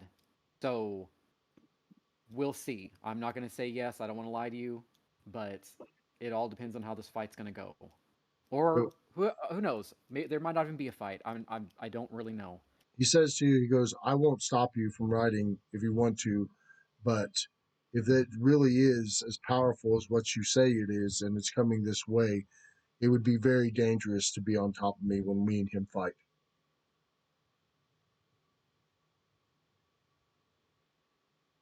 All right. Yeah, I'll if Ladorn can carry us all, Yeah, then she I'll can. be with Ladorn. Yeah, I guess before I go back to Ladorn, then I'll Doesn't say, Jared have like rocket boosters now? Jared can fly. Yeah. oh yeah, he can fly. Yeah, yeah. Yeah. He's veritably Iron Man. This whole time while y'all was talking, he's just been over there practicing it. Right. I really didn't Getting want you the to hang of totally it. turn into Iron Man, but sometimes you ain't got a choice with a magic warforge. Well, considering now all his spells I are am. laser beams. I'm Mithril Man. Thank you very much. Legally distinct. Nice.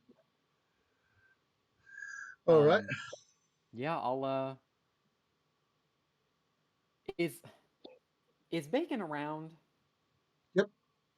Okay. I'm gonna walk up to Bacon and I'm just gonna like kind of pet him and I'm just gonna say, Bacon, you probably can't understand me. I didn't bring that spell, I'm sorry. But you really saved us multiple times, and I think it's time for you to be free again.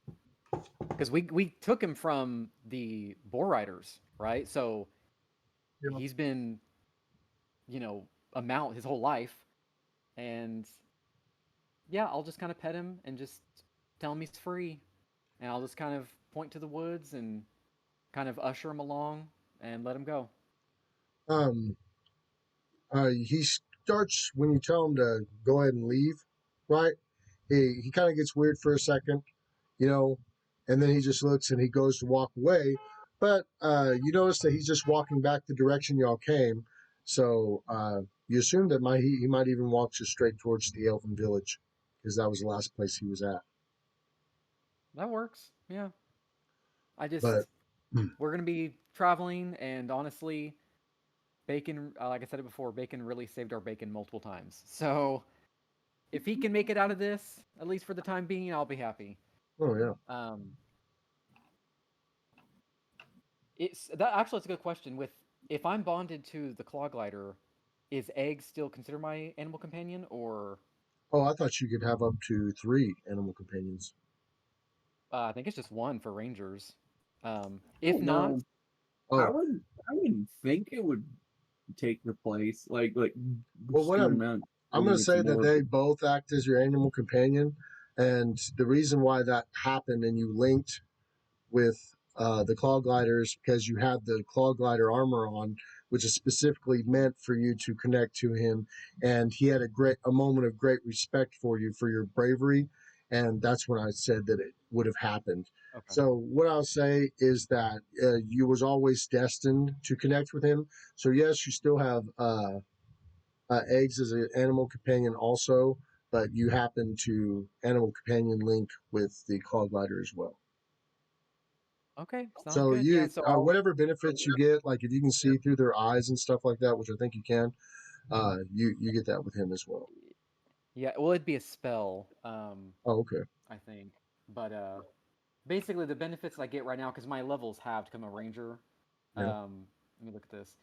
Basically, I get like a +4 for animal handling. Um, and then if I'm affected by spells, if I'm within 5 feet, so are they of the same spell. And then they also get evasion. So, um, I don't Nice. know yeah. how a bear that big is gonna evade anything. A giant eye beam. No, but so y'all ready to go? Changes from invasion to shrug it off. Yeah. Yeah, I'll see Bacon off. I'll just kind of, do one last look and wave, and then yeah, I'll head back and I'll kind of pet eggs and keep them with me and Trying get not ready to to geek do what we out got to do. because I've seen a moon dragon. Okay. What was you saying, or Frank? I was just saying I was trying to keep my decorum and not geek out because I've seen an actual dragon and now a moon dragon. Yeah. Life's Also, looking good. And then after you my get the show, ride. Yeah, and then I get to ride on his back to go to war. This is like a dream, except it's within a nightmare. yeah, and after my showing of the elven horses, where I like nearly fell off a couple times, nearly died, Eh, I'm not gonna be the one to take the reins. I'll let Pierce do that. So, I wouldn't presume, I wouldn't dare to put reins on him. well, I just As mean you if as you any. um uh she when you walk up to her, Frank, she says thank you again, and she'd be honored if you uh I guess rode her. Oh, Phrasing, Oh phrasing. God. yeah. But she goes in and she leans down. She puts her neck forward, where y'all find it easier to climb up on her. Hey, Pexler, that's how you do it. That's how you get on.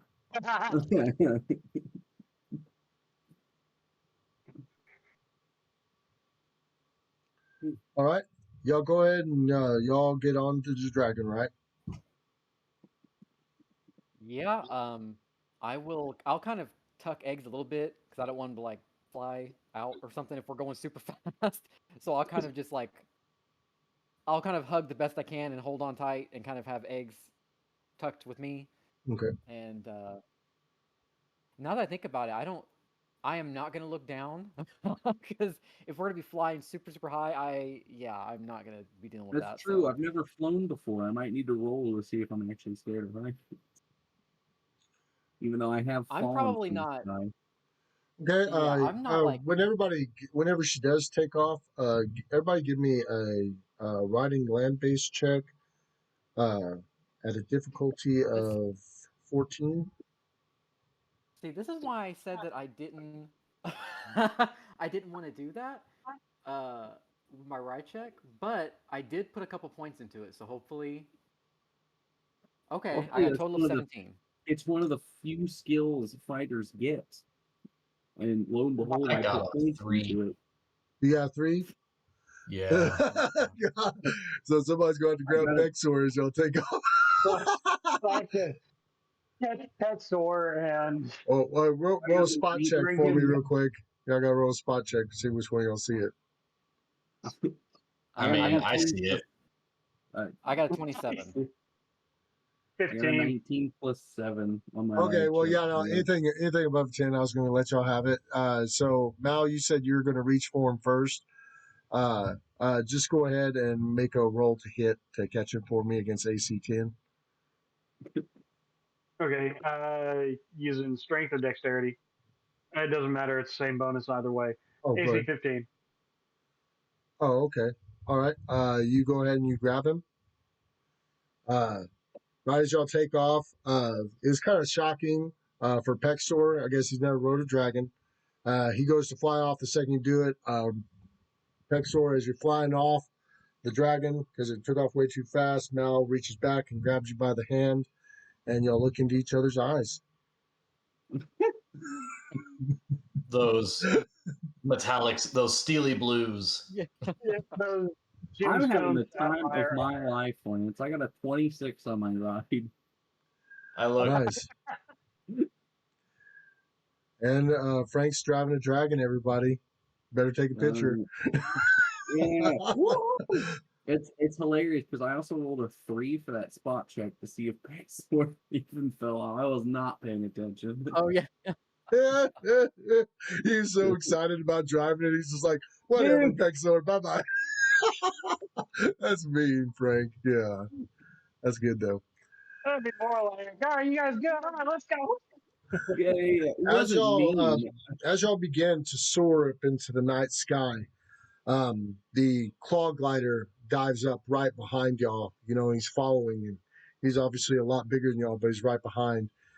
And y'all start cruising, and you're going through the clouds. You know, going in the direction you're supposed to be going. And this dramatic song about heroes starts playing in the background, you know, and it's really awesome. And y'all just cruising along through the air, feeling really good, like you're about to go kick some ass. I didn't realize that bear had wings. He's much more scary. Unless he's just Hulk flying. You didn't see the pictures I sent you of him? Yeah, the claw gliders always have. That's why he glides. But I thought he clawed. That was why his name was that. he claws also. He does claw. He claws the air. The air lifts him just because he is so powerful. It just brings him up. Y'all are heading straight for the Golden Mountain. You notice as you get to the point where you can see it in the distance, right? Because there's a glowing green coming from it, right? Whenever you start pulling up or coming up to the mountain, and you can see it in the distance, the skies all start changing color to a red. And Frank, this is the exact same thing they did before Chicago came at your home world. So you kind of get this like drop feeling in your stomach as they begin to change. Because this was like the day before it all happened, or the day of. Day of, it was all happening. The skies began to change right before Chicago arrived. Okay.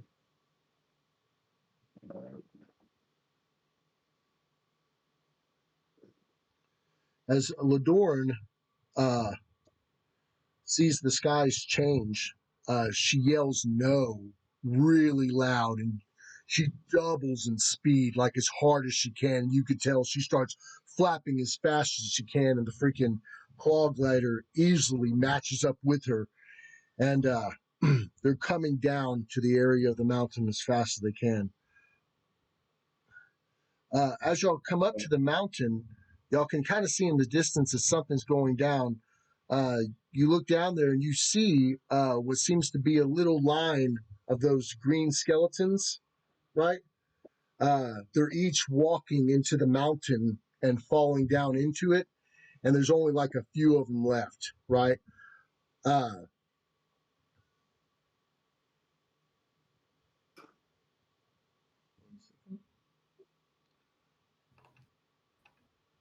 and they're marching to their doom one by one into the volcano, falling down into it. As y'all approach and y'all see that, you hear Amox's voice on the winds and skies, and she's laughing, and she's like, "You pathetic waste of life! The Dark One comes." Uh, and you can actually see her down there with the staff, and you can also see Frank's uncle down there, and they seem to be standing in front of what looks to be a giant altar built to Chicago. And they kiss. Oh, they are lovers. Um, Ew. as Ladorn starts diving down to them, right, as fast as she can, y'all's closing ground, the last skeletal dwarf falls into the volcano, and a green beam of light shoots out of the volcano, opening a portal above it in the sky. And sure enough, a giant blood red piercing eye starts coming through as it opens. As soon as the eye pops through, right? You know, because I was watching her, I was watching it, and you're diving down on her. As soon as the eye pops through, you notice it look like all around. And the first thing it does, it looks this one area, and you see this solid beam come out of it. And wherever it hits on the Earth, it just destroys. So it's almost like it's just obliterating the planet's surface wherever this eye beam drags across. Um, she's coming down into range, and the call glider looks up and he sees Chicago. He's like, "I got it, Othello!" And he freaking, you hear him change direction, and it's almost like a boom, and almost a sonic boom whenever he starts flying up towards his direction. And y'all are coming down onto Armaxa and all of them, or Armaxa and Frank's uncle, setting down by the temple. Roll initiative, everybody. Oh gosh, already, huh? Hell yeah. Kicking off. Initiative 8. 24. 18. That's right. I'm Been so fast. amped up. Been so amped up, I didn't even get no pencils out or nothing. Well, Yeah, I reason was like, Hector goes first because he was the first one to fall off the dragon. He was ready to get off. Yeah, I got a 21. okay, who had a 24? Me. That's Michael. Excellent. Yep. Okay. Next in line. I got a 21. Okay. Okay. Who's next? Gonna be Pierce with an 18. Yeah. Okay. And what did you get, Mel? 16.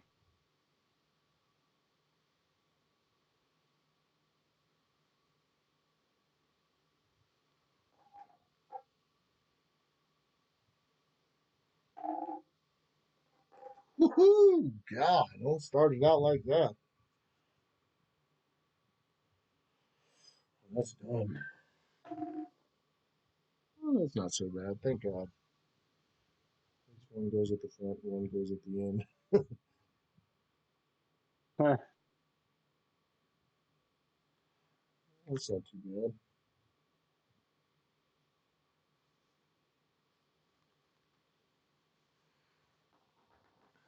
Okay.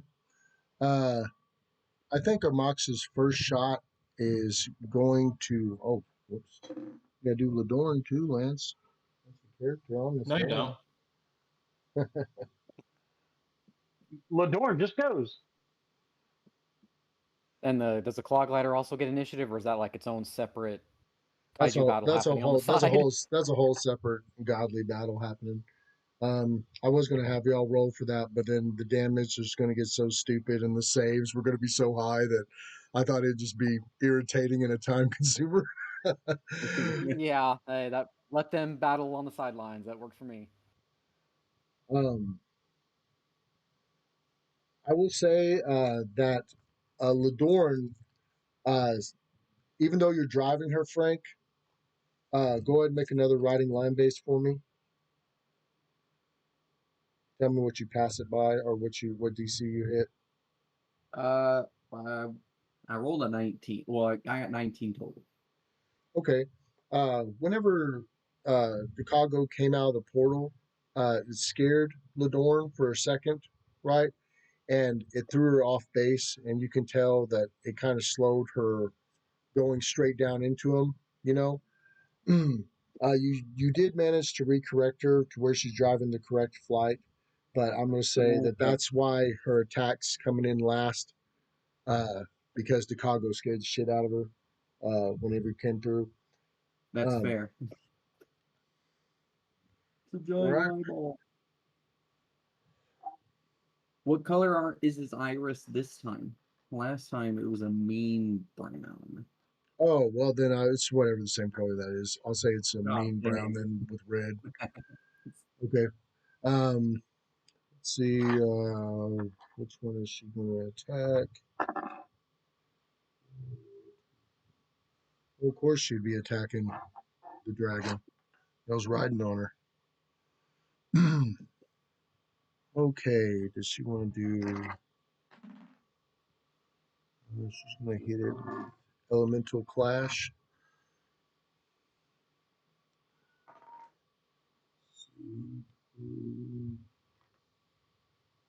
That's a pass, so it'd just be for half damage.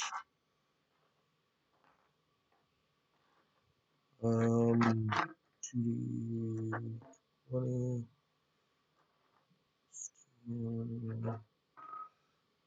17, 6, 23 plus 10, 33.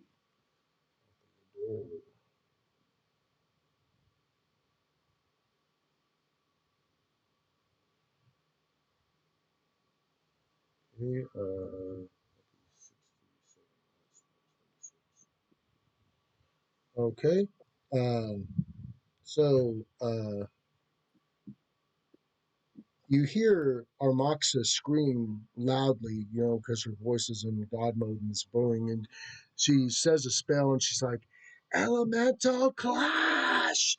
And you see three different types of elements just appear around the dragon, which is like lightning, ice, and fire.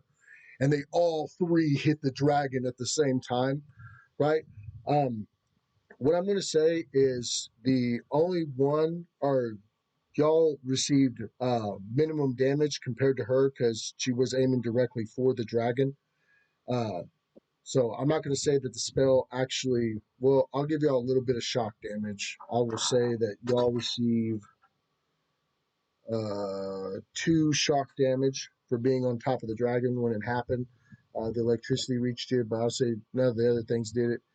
But yeah, all these elements hit the dragon at the same time and do a pretty decent amount of damage. Go ahead and make a riding land base, Frank, if you're still going to try to land the dragon. 17 plus 7 is Okay, 24. that's definitely plenty. Um, and that would be her goal for this round. But you also see her start charging something else or charging her staff up. Um, Next would be Pexor. You're on top of the dragon. It just got hit. but you still feel like you have a good placement on it. The dragon's coming in to land. I would say as the dragon's landing, you have time to go ahead and attack. What would you like to do? And who would you like to do it to? All right. I would like to cast Black Sand. Well, how far is she actually? Now that I think about it. As you're landing, you're pretty close to her. I'd say within 30 feet. All right. Black Sand. Ka-chow! Okay. Reflex is the saving throw.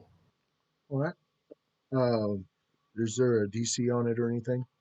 Is it just your level plus? Yeah, DC, and this Spell would plus be your- what? It'd be level of spell plus your spell casting ability, which for you would be intelligence bonus, So and then plus 10. 17 is what she needs to beat. Okay. Well, she didn't beat it. She rolled right on a 17. Is that a fail? I think It does not yeah, say. I think it's Unfortunately, as a C. defender wins. Yeah. Yeah. Okay. Oh, okay. So then all she does is Oh, she no, doesn't no, no, take no. any damage. Excuse me. No, I'm wrong.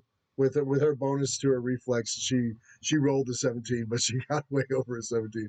So whatever Okay, the yeah. whatever the other thing is. What was the effects of the spell again, brother? She takes no damage, but um, it's Black Sand swallows light. So essentially, she's like she can't see while she's inside this black sand sphere in a way. Oh, so it was She's as if like she's kind of blinded. so she managed to escape it if she passed her save. Is what you're Well, saying? she doesn't take any damage. It's kind of like While in the cloud, yeah, while in the cloud, she's still blinded, but she yeah. takes no damage from the cloud. Okay, well, Yeah. until she can make a movement to get out of the cloud, I'll still claim her as blind, Okay. and she'll take negatives accordingly. Next one on my list would be Othello. So looking around, how dark is it around here? Is the light from the Golden Mountain enough for me to see, or because I don't have light or dark Oh, vision or anything it's like actually very bright because of the glowing green lava Okay. and the glowing mountain. I mean, everything's green, but it's very bright, except for Okay, so I Chicago. can. He's very red and brown. And Okay, angry so, where is Pierce's uncle? Just next to Armoxa? Was he next to Armoxa? Because he might have been in the cloud too. Yeah, right as y'all's landing, he's drawing out his sword and getting ready to fight. And you can also see like something forming in his other hand right as y'all's landing, but he's right there. Okay. So you said though, so he's about like 30 feet away. But he looks highly surprised to see y'all. Like that's I will say that's the reason why he rode last for the villains is he didn't expect y'all's going to be here and he thought y'all's going to be nothing dust. So I will say that he's like, what? And I mean, he's kind of surprised to see Frank. Hey, it's a good old family reunion. Get ready though, because Last he left, he thought y'all were going to freeze to death on the mountain, guaranteed. Because he summoned those storms, and y'all basically did freeze to death. So last he saw when he was casting, he thought y'all froze to death. So he's just amazed to see y'all. He's got this crazy look on his face of surprise. You gonna put an arrow in his mouth? No, I aim for his front teeth, Lance. don't kill him. That needs to be me. Okay, so you said he's about 30 feet away, right? Yes. Okay. I'm going to hop off Ladorn with my move. Is there any kind of cover nearby or anything like that within? Ladorn. Okay. Do you have are you going to tumble off her or anything like that? No. Are I'm you just making it gonna look hop fancy? off. No, I'm just gonna hop off. Okay, I'm well, gonna keep an eye just on roll my a dex uncle. check then while she's landing. I'll give you an AC Oh. of or a DC of 12 I rolled a 9, so I with probably with your bonus. tripped over. Yes, yeah. Oh, no, it's Well, no, 11. It'd be 11. well It'd be 11. that's not an epic fail. All I'm going to say is that you had a rough landing, and you have to compose yourself before you fire. Okay, so wait, that took Took away your my movement move and my for the standard? nope, your Oh, okay, standard. You so still got it. You just don't have your okay, movement anymore. okay. I'm gonna hope that Pierce can get to the uncle, and uh, I'm gonna put my hand out towards the uncle, and I'm gonna like throw out this like sickly green energy, thinking of Pexor spell casting, and I'm gonna cast Curse of Impending Blades on the uncle. He gets -2 AC, no save. Nice, And awesome. then I'm gonna yell out to Pierce, "Go after your uncle," and then that's it. I'll go ahead and permanently adjust that. Yeah, it lasts. I'm stuck in time right now. Don't you worry. Yeah, it lasts 4 minutes. I don't think this Oh, will last man. 4 minutes. That's quite a while. God. The whole. If this fight goes on for 4 minutes, we've done something wrong. Uh, Right, yeah. my favorite mechanism is up next. Malediction. You ready to go? Right. So I'm going to lift off a little ways from Ladorn here, get clear of her and all of that, and get an aerial superiority. And I am going to turn a fireball into a ray attack Woo! because Fire Fun. ray. fire ray. That way, it is now just an attack roll and not a reflex save for them to get away from it. All right, Are you that aiming is at a 14 on the Amaxa die. or Frank's uncle? Frank, did you ever ask your uncle Matsu his is kind of name? in, but I didn't get a chance. Wow, I nice. Yo, never I've almost because the slipped. I've first almost said his name like 3 times now. It's about to be day, out there. the first time I met him, he had my sister and he was going through a portal. So I chased him through the portal and I almost hit him and then he, kicked me off the edge of the weird planar travel thing and I fell through time. Okay. All right. What was And you then the saying? second time so Oh, he sorry, didn't Frank. feel like it was necessary. I didn't mean to cut you off there, Frank. But yeah, I get it. Yeah, he just hadn't said his name to you yet. I didn't think he did the second time either. I mean, Um, it's fine. He'll oh, die nameless. yeah. Right. Um, all right. what was So that? Is there a save for Amatsa that, is or is it just roll to hit, or what? How's that beam no, spell that's work? that's the whole fun part of spell warp is I turn it into a ray, so it's now my attack roll instead of a saving throw on them. So as long as I hit them, I get to do max damage, or not max, but full damage with this stuff. That's why I was so excited to get to this. Okay, did All you go to right. aim it at Moxa So first, I or was going to, but she is now in shadow stuff, okay, and so like I can't see her properly. So I'm going for the uncle first, okay, and then I'll sling my target to her once she comes out of the cloud of darkness there. all right. Is there Um, any type of but save for that that? is going to be target AC of that is a touch of 21. Oh, okay. Oh, so touch AC. Yes, I get it. Because Yeah, I get to ignore that's armor. without armor and stuff, right? Yeah, that doesn't count Yep. as coat. So yeah, that would be that would be a hit. All right. Well, that's lower numbers than I wanted to see.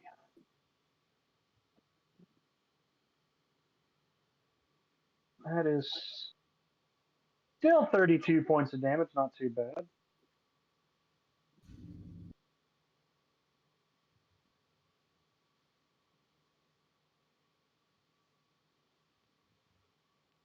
And then that would be it for my turn.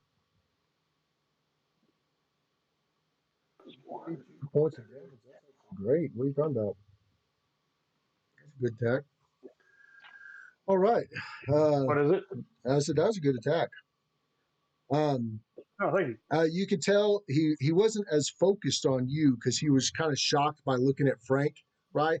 And you jumped off the other side of the dragon, uh, Jared, and you kind of like right when you moved out in the clearing, like right when he saw you, the blast was already coming, and you got him real good with it, and you see him like kind of pushing off the fire as it's burning him, and he's like, oh, there's a ton of damage to him.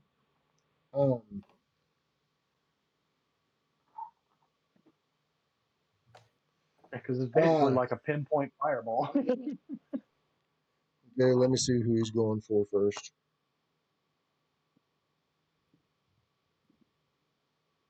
Oh man, does he beat me in the initiative? Oh, wait.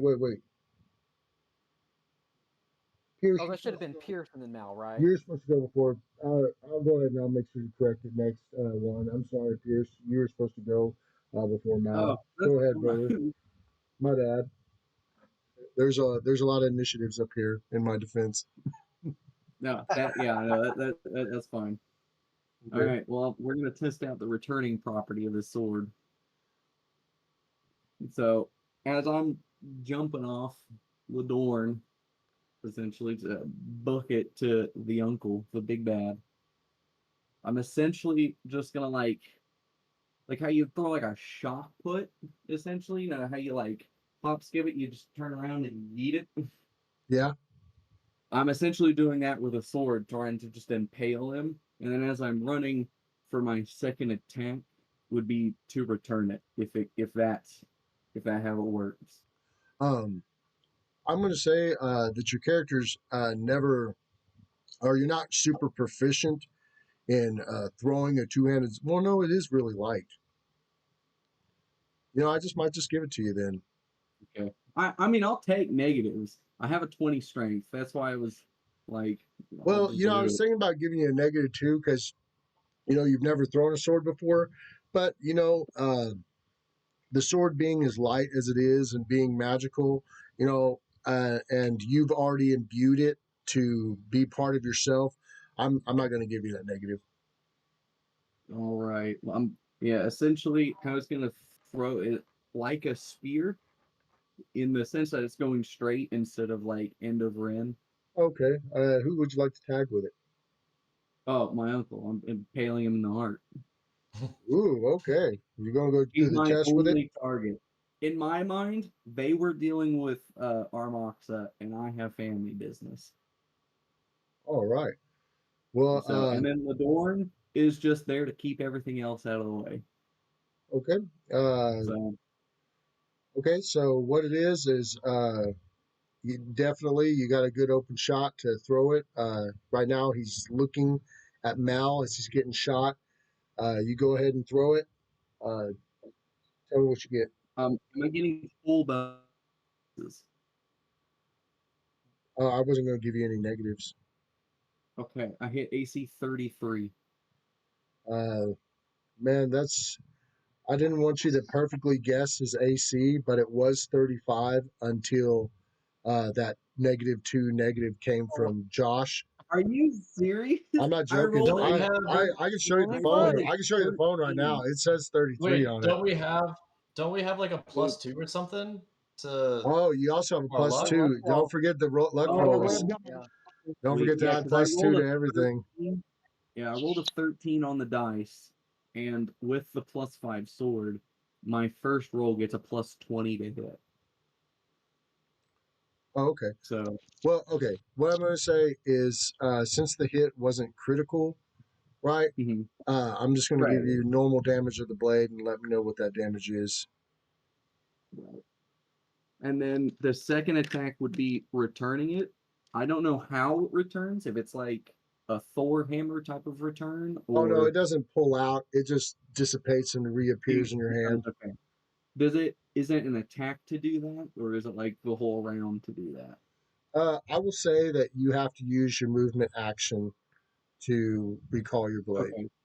So it's a type of action. Cool. Yeah. You have to raise your hand and call for it. Right.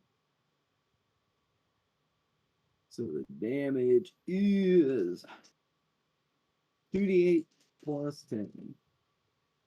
6 and 5 is 11 plus 10, 21. Oh, nice. Okay.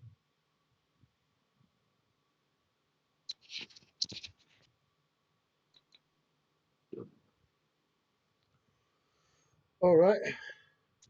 And now we finally got Frank's uncle going. Who's just You being did wild. cut him really good, Frank. I'm gonna Right. even say you cut him across the side real quick because he went to sidestep your blade as you threw it, right? But it Right. was so fast, and he moved very quick to avoid getting totally killed by the blade. Um, uh, Unnaturally so. but like, okay, what's your okay? So Frank, he goes to teleport to you, right? That's fine. And Bring it. he goes to grab you right when he gets close to you. What's your flat foot? Or it wouldn't be flat foot, would it? No. Just My grapple AC is AC. 12 right now. I don't have armor. Okay. Yeah. I'm fighting this dude in my pajamas. Okay. He manages to grab you, Frank, right? Mm-hmm. And right whenever he grabs you, the same stuff that you fought him in, right? The same stuff that you fought him in the tunnel surrounds y'all, right? And you instantly appear somewhere else, right? And he starts trying to let go of you, Can I make an like he's gonna opposing? just drop you off somewhere else. You kind of Yeah. get that feeling that he went to teleport you somewhere else entirely, you know, and he tries to get away from you. I'm gonna go strength versus strength. Okay. Okay. Okay. Uh, plus 5. 24 total. Is that with the +2 luck bonus as Oh, well? no, not with the plus 2. I keep forgetting that. I have it written down. I keep forgetting that. So 26 total on the strength roll. Along with his bonus, he only got an 11. Oh. So Ah, you managed to hold on to him for this round, and y'all are still there. You don't know where you're at, but it looks like desert. You know, you can't see anything in the distance. You can tell he just totally tried to Doctor Strange your ass. Right. I'm just, I guess, the free, one hand is having the sword come back, the other hand has him by the scruff Yeah, area or whatever. he's trying know. to let go and get you off of him, and he's not able to do so. Um, and then it Do will we be see? Ladorn's attack. Do we see Pierce and him like vanish, or is there Yes. like a portal sitting there? Oh, he just No, you gone. see him Okay. grab him, and it's kind of like these Yeah. rainbow streams come down around him, and then they're just gone. But it looks Well, like the same stuff he uses and travels through.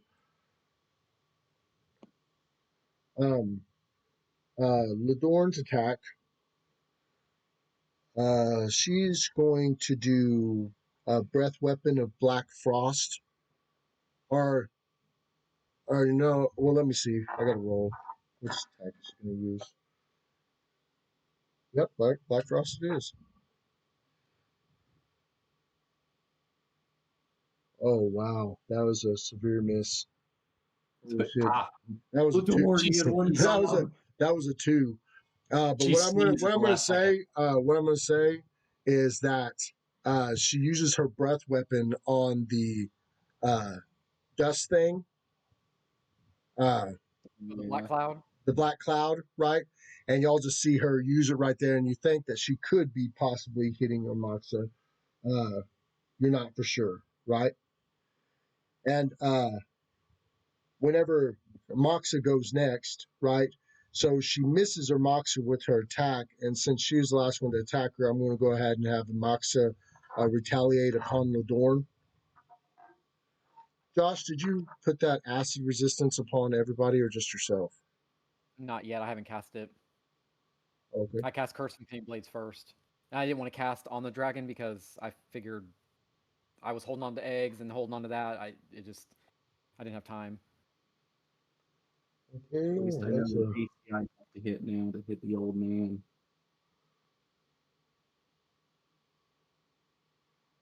okay. Ladorn, she just breathes all that fire, and then y'all look to the left, and Ladorn's just standing there, like she's not wherever she thought she was.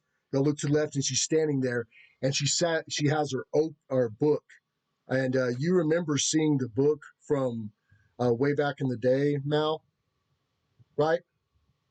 The one she pulled the Mhm. monster out of, right? And Right. she pulls out her book and she opens it up, you know, right in front of the other dragon, and this huge red dragon monster comes out of it just for a second, a huge red dragon head, and it bites Ladorn right on the throat. And whenever she uses the attack, she does say, "Book of Monsters!" Uh-oh, we're fighting an anime girl.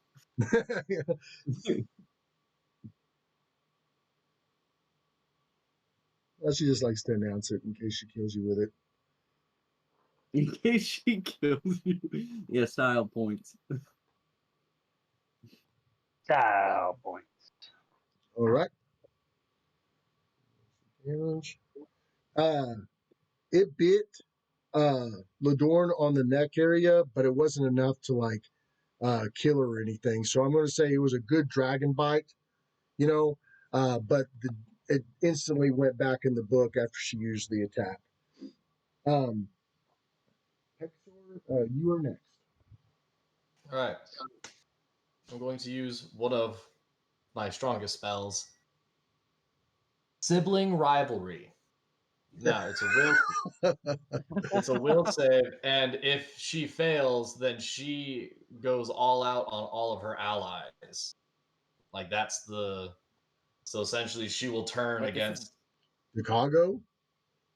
yeah, she'll turn against anyone that's on her team. Oh, nice. Okay. Well, that's I mean, she has an outstanding will save, I will say. I will say also she seems rather insane. I would think that she'd take a small weakness against that. Or it would be a small buff because you're Well, trying to no, what use the thing is sanity she's against under the the control of Chicago, right? So you're That's pretty technically insane. you're mind wrestling Chicago right now, and you know I'm not saying he's Well, not busy. see that yeah. there. Now you Yeah. should take There's a always a little bit. chance. Just saying, it's a really, really, Yeah, really, there's really, always a really chance. You're right. Yeah, and I mean Dark Oh, Symmetry has saved us twice, or well, I guess once was just Yeah. for It's to the show off. DM But never second one, expects the level 2 spell to work. What was the save on that? this one with luck, it would be a 20. or would the Also, luck apply to that, or would it be 18? you could Because I lie. think, You could, yeah, well, it is. okay, It is well, Got a 33 with her save. All right. Well, But oh, wow. um, I will say that you could tell that the spell got her attention greatly because it kind of messed with her that's possession. good. It started That's messing good. with her possession for a second, you know, and so she seems a little bit more ferocious after that. It was a pretty good spell, though. I mean, it definitely. I'm going to say you've seen her scream in the wind, and it did fuck her up for a second. Uh, And then you made the situation and worse. next is Now she's Othello. angrier. See, well, she doesn't see me because she's got black sand around her. Yeah. Oh no, she's out in the black sand now. Oh. Yeah, Oh, because she just used Book of Monsters on the dragon. hide behind the Tin Man. Okay, so how far are we still like 30 feet from Armox at this point? And she's out of the cloud? She's actually closer to you now. She's like 15 feet away because she appeared Closer. right beside the dragon and used the book.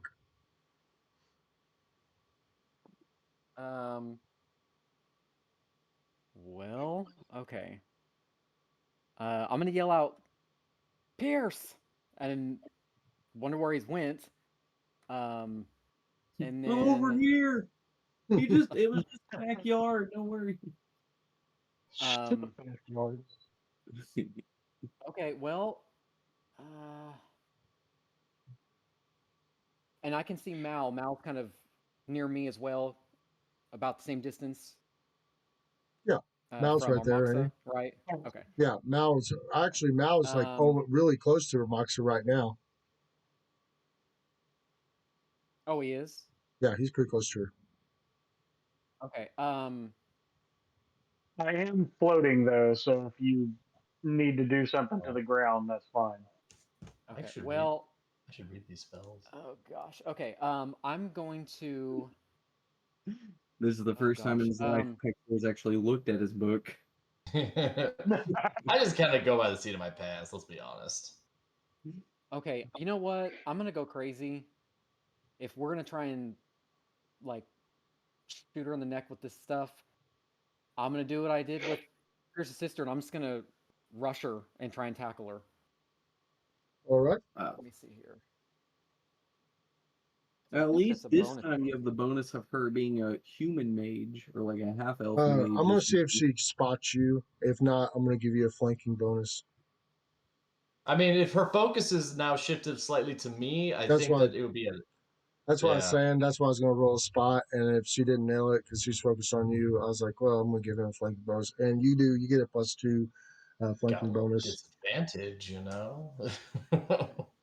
So, for me tackling her, is this considered, am I just going to roll like for an attack or? Oh, yeah. Or would it be? But it'd be against her flat footed AC as she's unaware of you being there. Okay, let me check this real quick. So, I think I end up getting a +12. Let me double check this real quick. I have a base attack of 8, +2, and then I get +2 because I'm charging at her, right? So. Cool. 12.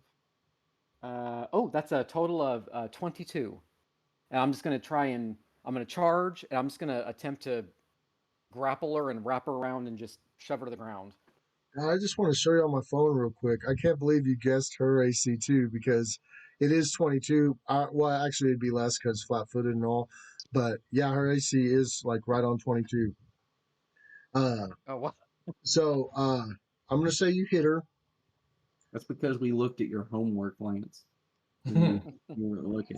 Y'all just all hacked in my phone whole time.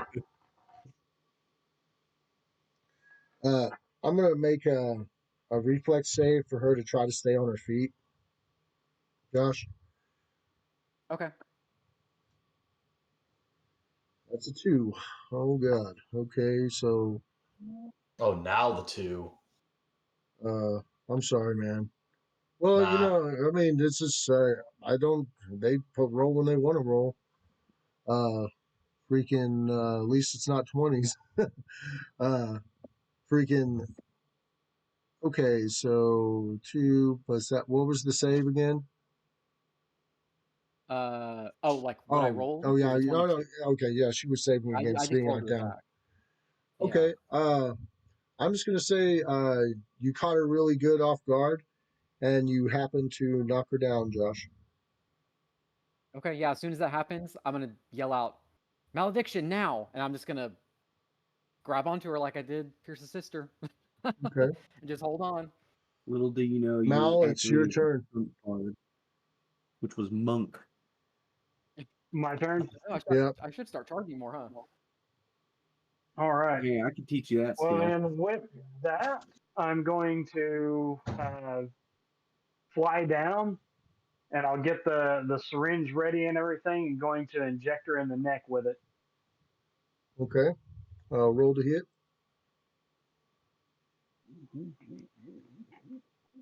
Depending what AC you hit, since she's being restricted, she has a very high negative to her AC.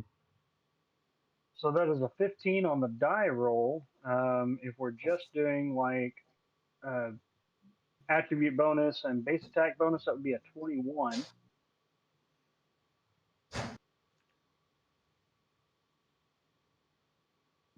Oh, plus the luck bonus, a 23. So 23 to hit. Okay.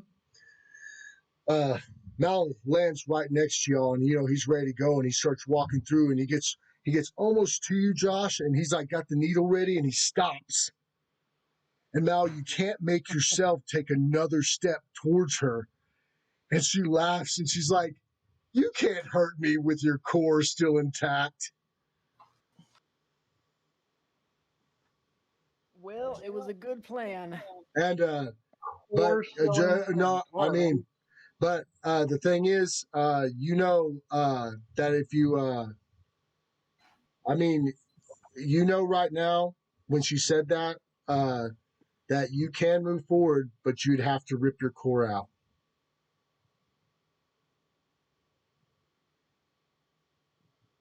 all right. Well, And you don't know how long you'd have. But it's up to you. time stop. Huh? I'm just going to activate that right now. I'm going to freeze time, and I'm going to reach Nice. in and rip out that core to give myself enough time and everything that I can then try and Put it back remake that in. attack. Ooh, okay. With the time me stop, put it back thank in you, because real I was quick. going to give you till next round. With the time stop, you have enough time, dude. So you go ahead and you stop time, and you rip your core out. Make a fortitude check for me. Lance, your six. Ooh, nice. 19 on the die roll, so that would be a 26.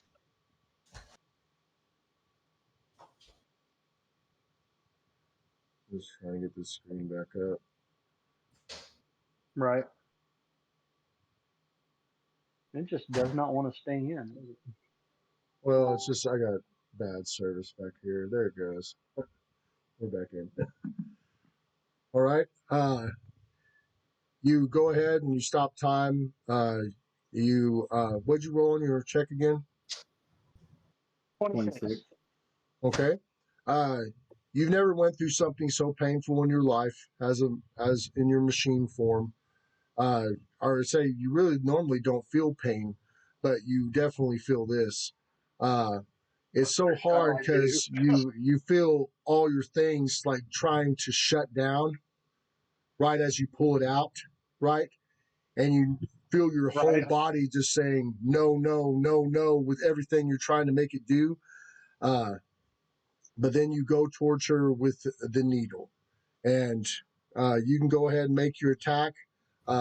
It being that you have to do it without a core, and I'm gonna have it negate the negatives of her being held down because you can barely move.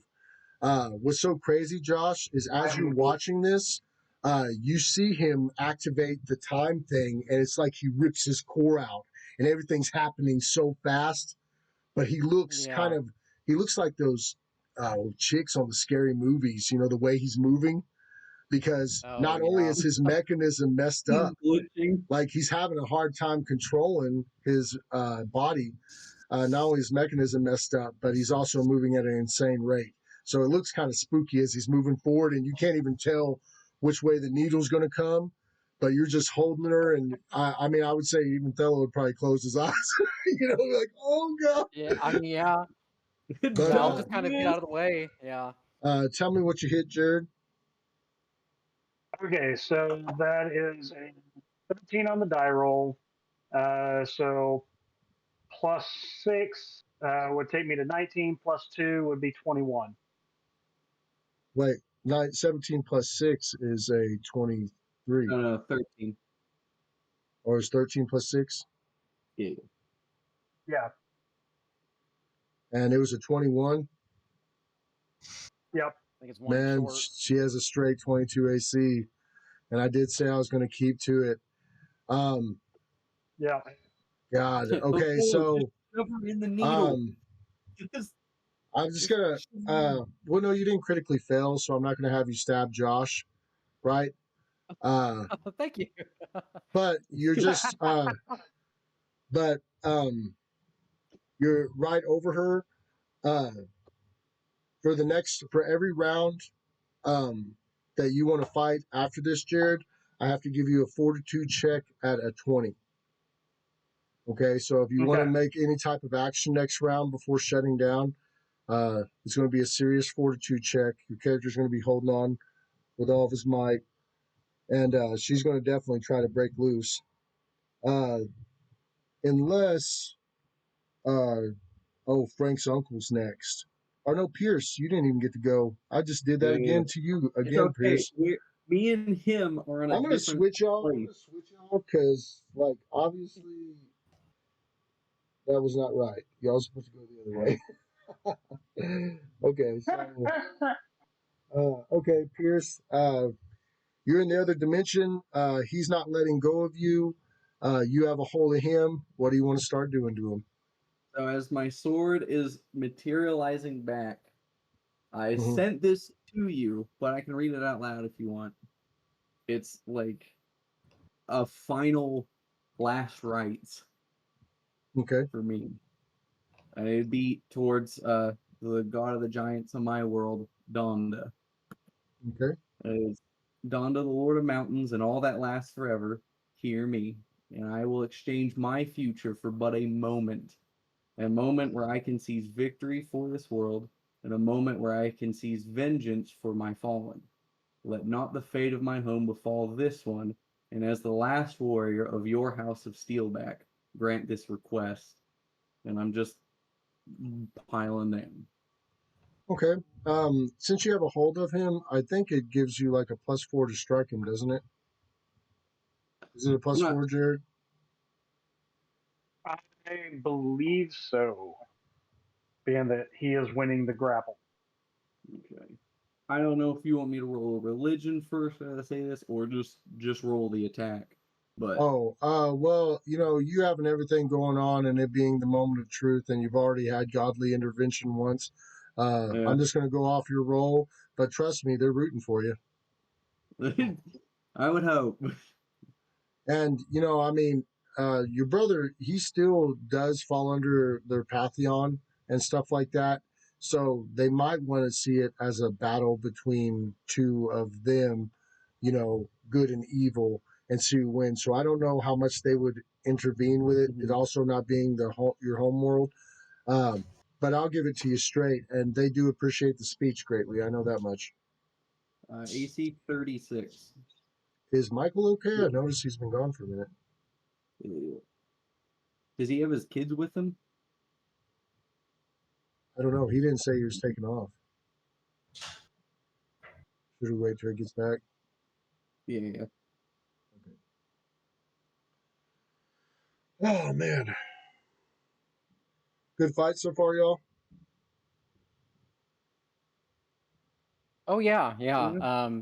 It's. Don't know what's gonna happen next, but I hope I I couldn't. can get back. I thought Mal was going to get it. I can't believe he missed it by one shot. But him having his core out, I was like, man, I got to give you straight up roll. Whatever bonuses you would have got from him holding her, you got negatives from not having a core.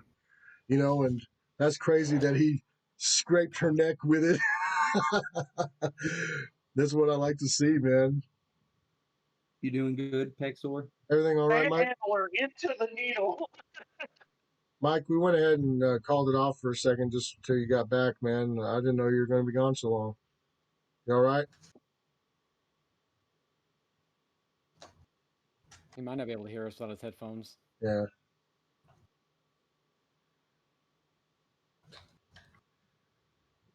You all right, Mike? Hello, hello. Yeah, sorry, messing with my headphones.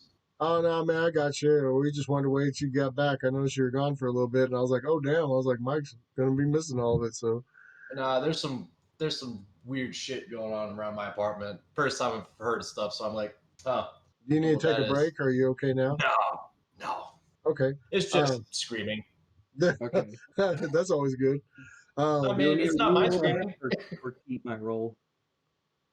What It's happened? just the souls of the damned just screaming in the I didn't know if background. you wanted me to re-roll or just keep it because I rolled a 14, so I hit AC 36. Oh no. That's a hit. But okay, so was it a called shot? No, because I mean, as cold as it could be, because it was more of a I have it in my hand, so it'd be like here-ish, kind of where it would land, because I would go up here and just bear down. Yeah. Well, I mean, that's the thing is if you make a called shot, then I have to lay down the penalty, and that would have took away your bonus for grappling him. So, Mhm. I mean, it's up to But you if he you want to does, do it. If you want to do a called shot on it, uh, well, he does get a -2 right now to his AC. okay. So he I is don't at a know. 33 still, Yeah, what's the cold shot negative? -4. Oh, no. Okay, so I'll say you just gave him a regular strike. What's your damage Yep. on it? 2d8, 2d8 plus 6. 20 damage total. Okay. And then for the second strike or my second attack, as I'm coming down, I'll still have a hold of him, and then I'll just skewer him. Because it would be the slash down, and then the come back up with the stab. Are you doing a called shot on that one? Yeah, in the heart. Might as well. Okay. What's the worst that can happen? Let's go. Ooh, 17. Plus 17. Because I get the -5 for it being a second attack, but a +2 on top of that. So I have a +17 to hit. So AC 34. Is that right on? Math That checks that out. yeah, with everything, yeah, it's AC 34. What? With the +2 luck. Yeah. Okay. All right. Well, if you hit AC 34, brother, I'm going to go ahead and say that you stabbed him through the heart. Okay. Um, Oh, as the sword goes into his body, uh, he grips a hold of you because his attack's next, right? yeah. Uh, he grips a hold of you, and y'all are instantly back to where you were before, right? Um, Uh, the damage was only 17. um, but as you stab him through the heart and everything, and he goes back. No, it's still enough to kill him. It's just one of his weak points, obviously. You stab him in the heart. As you go back, uh, you notice y'all's in the area, and it's like the magic that he uses to travel from dimension to dimension uh, Mm-hmm. is starting to uh, suck himself inside of the wound in his heart, right? So it's kind of like crazy, like it's trying to take your sword as well, right? So you're gonna have to make a strength check to pull your Oh sword out god. so it don't get sucked into the vacuum dimensional void he's about to become within himself. What were you My saying luck earlier is about running losing out, all your? okay? What was it, Josh? I'll say, Ooh, wasn't he saying something about losing all of his swords and equipment this game? yeah, I know. As the game goes on, I just slowly lose things. Um, strength 18 on the die, plus Okay. 2 is 20, plus 5 is 25. This is the sword I can't lose because it's not my sword. No, it's Okay? good enough. That was enough that you could pull it out. Guys, whenever Frank reappears with his uncle, he already has his sword shoved through his chest. And like I said, you see the vacuum start happening, and Frank like screams and has to push his uncle off of his sword, and he pulls it out of him, right?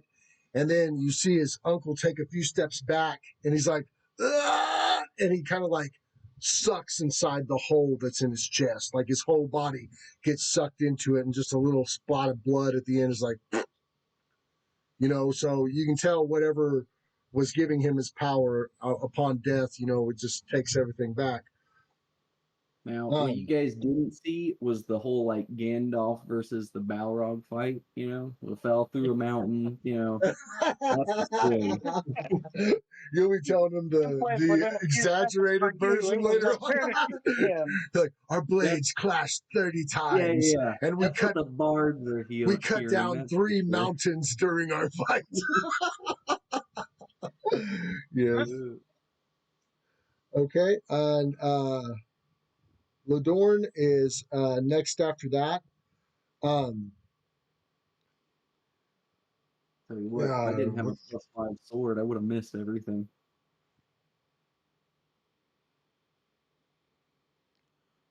Okay, let me roll Ladorn stuff real quick.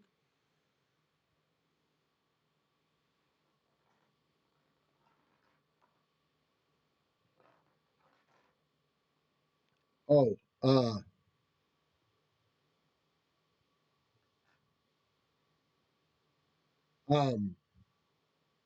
Ladorn looks down at you, and she says, "I'm so sorry, Othello."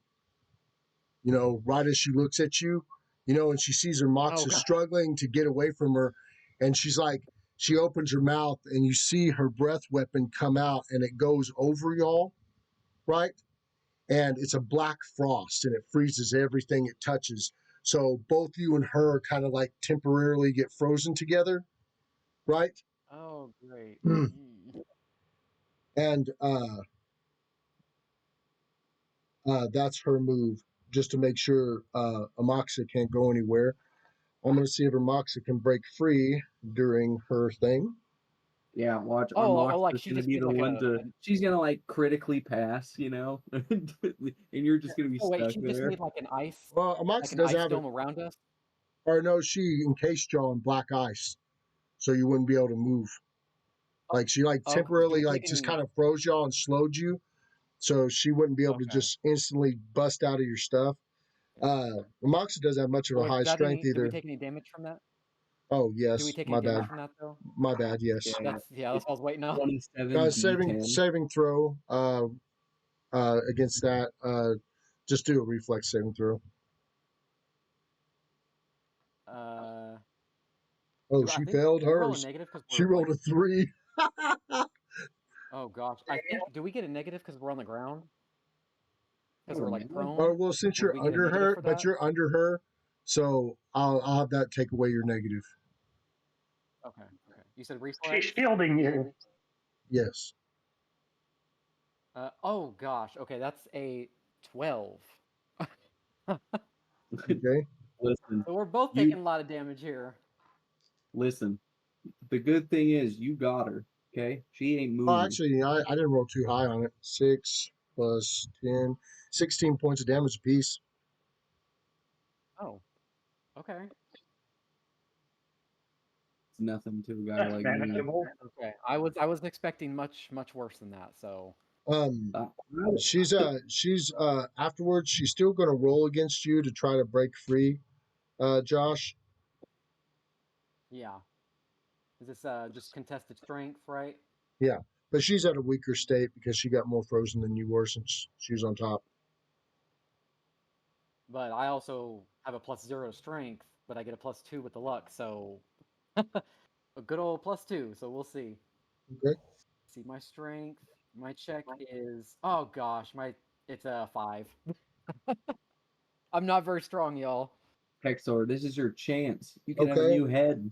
She didn't beat you by 1 or much because hers was low too. She only rolled a 7.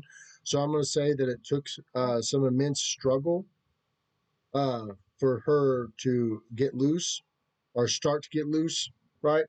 But you are losing it. You have lost your grip on her, but she doesn't have any attacks this round. She had to use everything she had just to get out of your grip. But she's still slightly frozen, and her movement is halved. So And Hexor, you are next. He left. Oh. I guess those. Hey, Mike, you're next. Okay. All right. I will use my only other cool spell. Okay. I actually have to look it up. No, Heart Ripper. So this is a fortitude. Invisible bolts of force instantly stab the target you designate by driving its heart from its body unless it succeeds on a fortitude save. Okay. Do you want to stab her first, Not or do you want to? Or I mean, this is Pexor. He might just be like, "Fuck it, now missed. I'm gonna kill her." Yeah, I mean, I want that stick.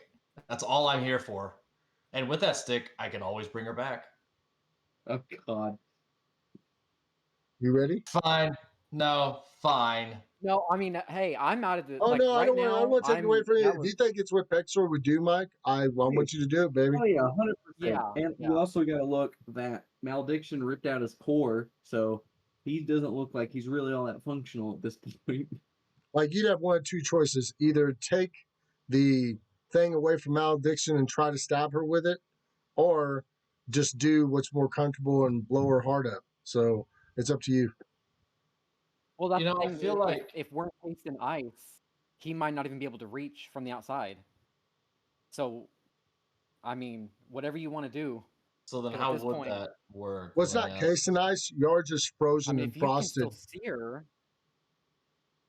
Well, I mean, Oh, like okay. if I decided to Okay. I stab thought her, it was like a dome. because being the ultimate wingman that I am, I think that I would not cause a person's heart to explode yet. But I would stab her in the vital spot where she needs to be stabbed with this stuff. Her being Yeah, slowed, and we did talk frozen, about saving her too. and stuff. Her being slowed and frozen and stuff. I'll give you an additional +2 to attack her, Pierce. Go ahead and do your roll, man. All right, I will. Not Pierce, but Pexor. My I bad. was like, what? Guys, next No, wait. game we're not gonna do two names that like sound so. Pierce and Pexor. They both like, PEPI. I mean, if you want him to attack instead of me, that's fine. Oh no! It's you're up, man. You're up. I just No, I'm saying his strength is far stronger than mine. I mix y'all's names up too much, Yeah, I mean, So wait, then then what would I add and everything? Because since I'm just stabbing her in the neck with a syringe. It'd just be your base attack Yeah. bonus. Base and your attack strength. bonus. Base tag bonus from strengths. Where is it? There it is. Okay. 19. For the roll? No, with everything including luck as well. Oh yeah, that's a definite. Okay.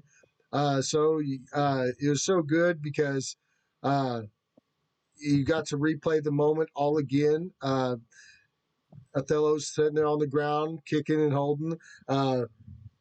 Sure enough, Pexor, you walk up and you take out the thing out of Malediction's hand. Would you see him highly malfunctioning? But what's so funny, Othello, you see him get the same smile, grin on his face, and the same injection look, and he does the same stab in the same exact area, and you can tell that he actually even enjoyed this one a little bit more. It's just like this pleasure look comes over his face, and you shoot the thing in his neck. I have a question as well. Since she's frozen, can I try to take the staff from her hand? Because doesn't she have the actual artifact that I'm hunting for? Yes, yeah, it's right in her hand. You can try to take it right now. Yes. I stab. I stab and pull. Okay, roll a strength against her. Okay. Oh, +2. Okay, that's good. That's a 16. She rolled a 7, so you got it. So as you rip the staff from the dead from her, this is the most powerful activated magical item you have ever held. As you hold it, whenever it conforms to you, because you're a necromancer and everything, because she wasn't even naturally a necromancer, but she had the ability to use the magic. But you being a necromancer, it totally surrounds you with a green aura. You know, it feels so powerful, and Yeah. you can feel that you could just point this at people and kill them instantly. I mean, you feel the power going through I it. You immediately never. swing around to Pierce. Let's do this. All right. Days, and days I have waited. um, everybody roll a spot check. Hey, 18 plus I got a 4, 12. 22. You notice I'll cut his that. hands off. You Okay. notice that anybody that rolled above a 13, you notice that the claw glider is still fighting Chicago, and he's still getting blasted, and he's really doing good though because he's fighting him back past the portal, right? But you can tell he can use probably a little bit of help pushing Chicago back past the portal. Good thing I rolled a 12 because I still had boarded right in Pierce. I'm still blowing Pierce up, Lance. This is my only chance. I I mean, reflect it with my all I know is blade. I got choked one time and I did not let go of that grudge. I thought you liked being so though, with all your jokes. Yeah. Oh yeah. Pointing at All the these actual enemy. things okay. I bring So, up. Yeah. Othello and Mal, I'm going to say that both of y'all see Pexor like pointing the staff at Pierce, and he hasn't charged. Like he's glowing, the staff's glowing, and you all look up and you notice that the claw glider's fighting off this thing that's trying to destroy the world, and it's everything he got. And you notice that Pexor's attention is kind of somewhere else. Ladorn looks over and she's like, "What the hell is he doing?" So are we still in initiative or I just It's like- stare it'd him be me down, next, right? Lance. I'm ready to block it. Well, technically, am isn't the I chick next? still alive? So wouldn't we still be in initiative? Yeah, I got to roll for her actually. Yeah, because I was gonna say I'm gonna. Yeah, because my look next for- action is going to be trying to put my core back in to see if I can stay alive. Where's the duct tape? She's. Oh yeah, you'd be going. Okay, so Pexor, you just went, and then Othello will be next. Yeah, it's Pexor, me, Pierce, Mal. Um, Yeah. from what it looks like, she'll survive the shot, but she's fully out. Oh yeah, that's right. I gave her the shot. Oh, okay. So she doing a quick like I can see. Is she just like unconscious basically? Looks like she's just unconscious. Okay. Okay. I will run in between. I'll run in front of Pierce, and I will look at Pexor and be like, "Stop, please." He wanted to come out. kill Bacon. I'll just say we have much bigger problems right now. We need to get it together. Ladorn Please. at this time starts firing her breath weapon at Iago with the Yeah. claw glider. Yeah, and I'm just gonna kind of point up and be like, "This isn't the time for this." Fine. And then I angle it up, but then I turn and look right back. This isn't finished. And then I fire.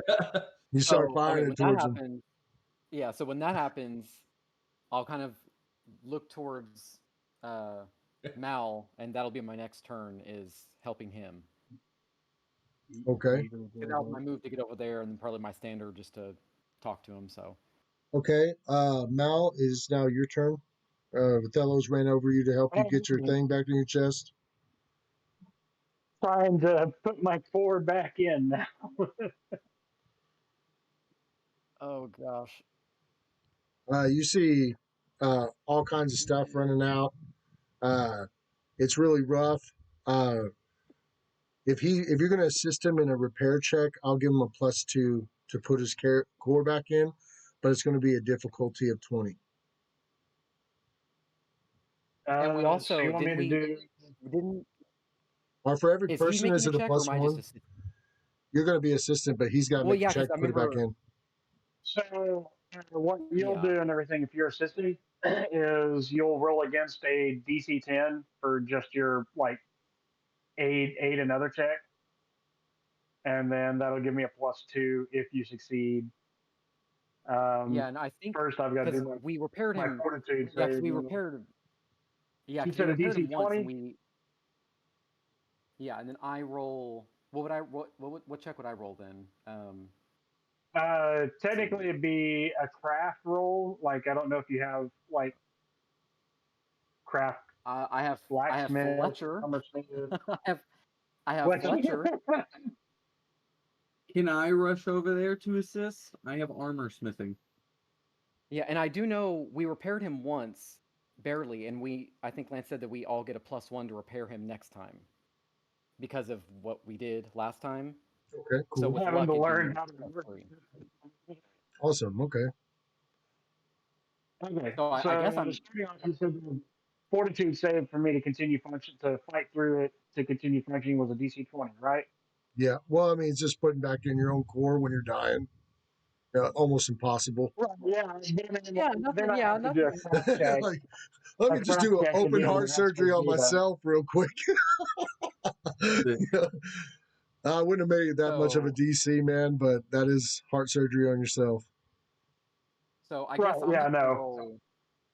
Yeah, I'll just roll a flat D20 with just a +3, with the +1 from the last time we repaired him, and then the luck bonus of +2, right? So, Okay. because I'm pretty sure fletching is not really Okay. going to help. But I That's mean, like yeah, that's a 6. any help would work. Yeah, I kind of look and I touch some things, but I don't even know what I'm doing. So yeah, total of 6. Okay, so I passed my fortitude save to continue functioning. Okay. That will be a 30 on my repair check total. Damn. Right. I put all the points that I could in this stuff, so it's coming in No, handy. that's beautiful. I mean, that's awesome. What's so great is I'm going to say, Josh, as you see him fading out and you know that he's literally about to die, the last thing he plugs in, he charges back up. So the last, I mean, it was like he was literally like he was even saying your name over and over right before he died. He's like Othello, Othello, Othello, Oh and he wakes up because you know he's about to like just pass because he just started yeah, saying your name over and over. But then, yeah, he wakes up out of it. Uh, y'all see that it's still pushing the person back. Pexor, did you aim the staff at the uh, Yeah. thing? That big thing in the sky. Yeah. Okay. Y'all start. Pierce, it is your move after Mal got his heart back in. Is there anything you want to do real quick? I'll kill Pexor. Yeah. No. No. Is Ladorn on the ground, or did she fly up to go fight and do her best? She flew up a little bit and she's hitting it with her all breath weapon that she can use over and Okay. over. And then, I mean, I can't fly or anything, so I'm just kind of surveying around, making sure the dead man is dead. Our Moxa is breathing, or is she spazzing out? She like the I think Exorcist right now? I think she just went unconscious, right? But she's like barely hanging on. Hmm. Um, whenever uh, whenever you start looking around, Frank, you see someone on the other side of the volcano, but you can't really make it out too much, you know, because of all this. But they're just rising up on the other side, and you're like, "What the hell is that over there?" Uh, Pexor, you said you were firing the beam at the thing. Yeah. During the Dorns, or is there anything you want to say when you spot that person, Pexor? No, not. Okay. Everybody's busy. During Hell of a Ladorn's, bet. during Ladorn stops using her breath weapon just for a second. She looks down at you, Pexor, and she's like, "Use the staff and close the gate." And I do that somehow. Um, I click I my will- I click my sickening green shoes together Yeah, I 3 command times you, and close say, the gate. "There's no place like closed gates." um, you sit there and you like look at it and you try to do a few different things, you know, and you find out that you Oh. can't close it, and you're like, "What the hell am I supposed to do? I don't know what to say. I don't know what to do, and I don't even know if this is technically what opened it. What are you talking about?" You know, that's the feeling you're getting. Yeah. So, she seems like you're crazy, and you feel like you can't close the portal, but you still firing the person right back on the other side, or you're still firing the thing, and all the beams hitting it. You know, it's pretty much on the other side of the portal, right? Uh, everybody else roll a spot check. Except for me. One. I mean, I'm curious. Do I roll 1 too? Since I'm kind of staring at this thing. Oh, yeah, you can also. Yeah, it's all going. I Anybody got a that 24. That's an Okay. 18. anybody over 15 is gonna see it. Okay, I'm too busy Uh, looking at the moon and the y'all Yeah. all look at Pierce. And you notice Pierce is looking something, and you look over in the distance, and this is all while y'all's firing and stuff, and you see a person standing on the edge of the other thing. You kind of squint your eyes and look, and it looks like a skeleton standing over there, and he takes the fucking amulet off of him, and he jumps in the volcano, right, holding the amulet.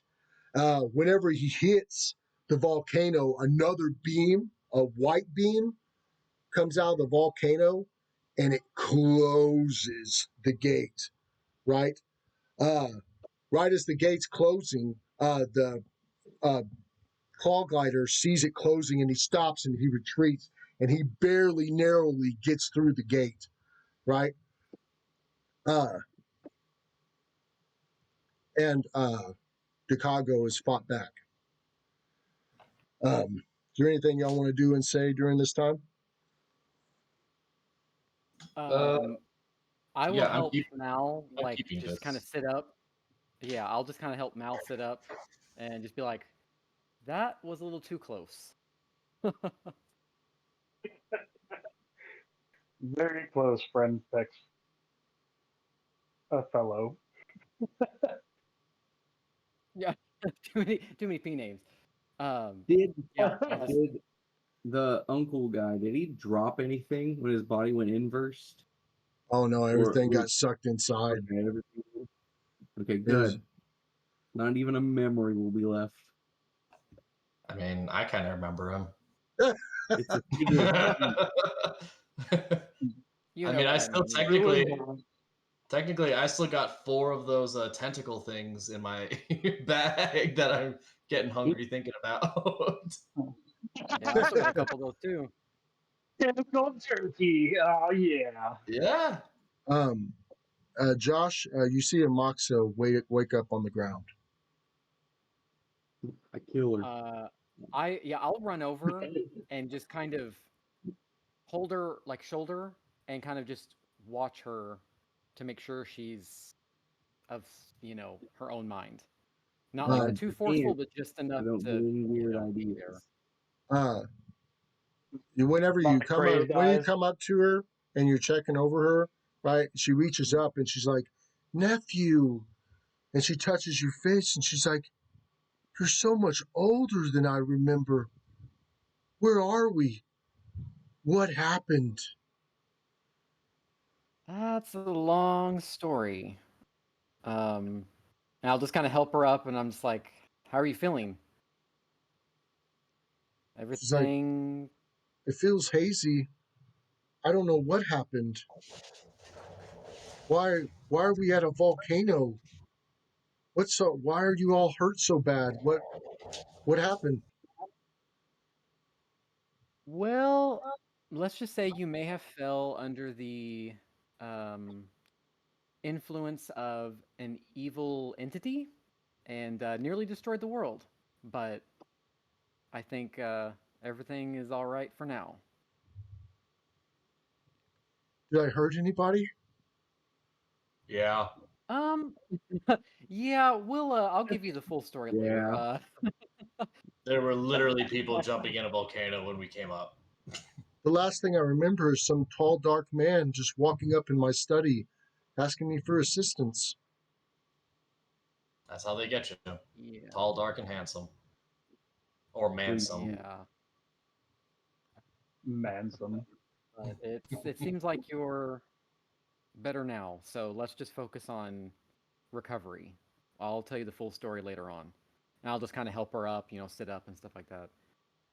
Okay. All right. Y'all go ahead and y'all help Ramoxa return to her feet. You notice the amazing calm of everything and how quiet it all of a sudden gets compared to the roars and the yells and the slashing and the booming and just the cargo attacking the claw glider alone was so much.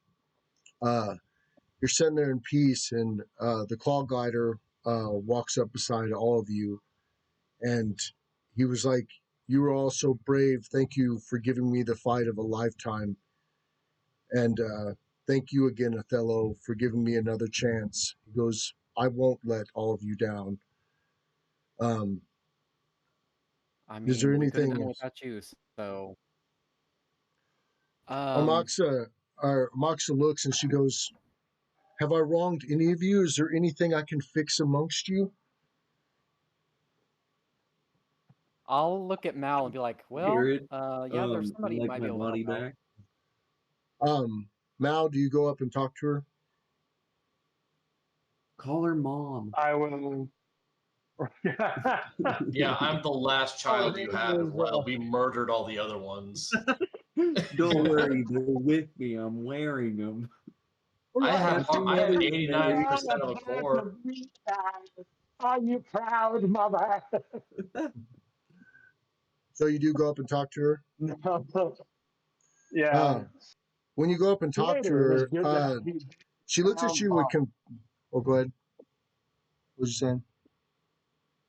I just approach her as creator. It is good to have you back in sound mind.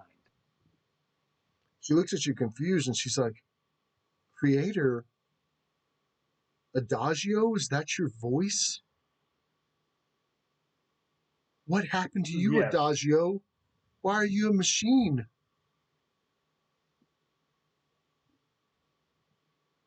there Once were again, problems. another long story. Hey, Right? Yeah. he lost a game at the blackjack table. She's like, This is "Adagio, my body. Adagio, do you need me to return you to your true form?"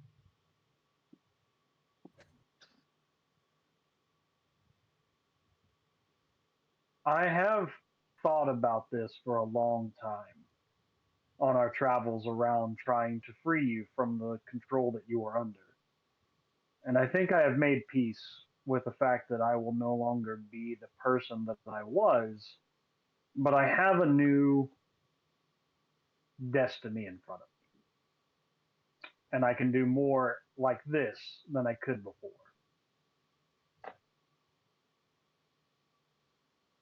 Well, surely your wife and child will be shocked to see you like this.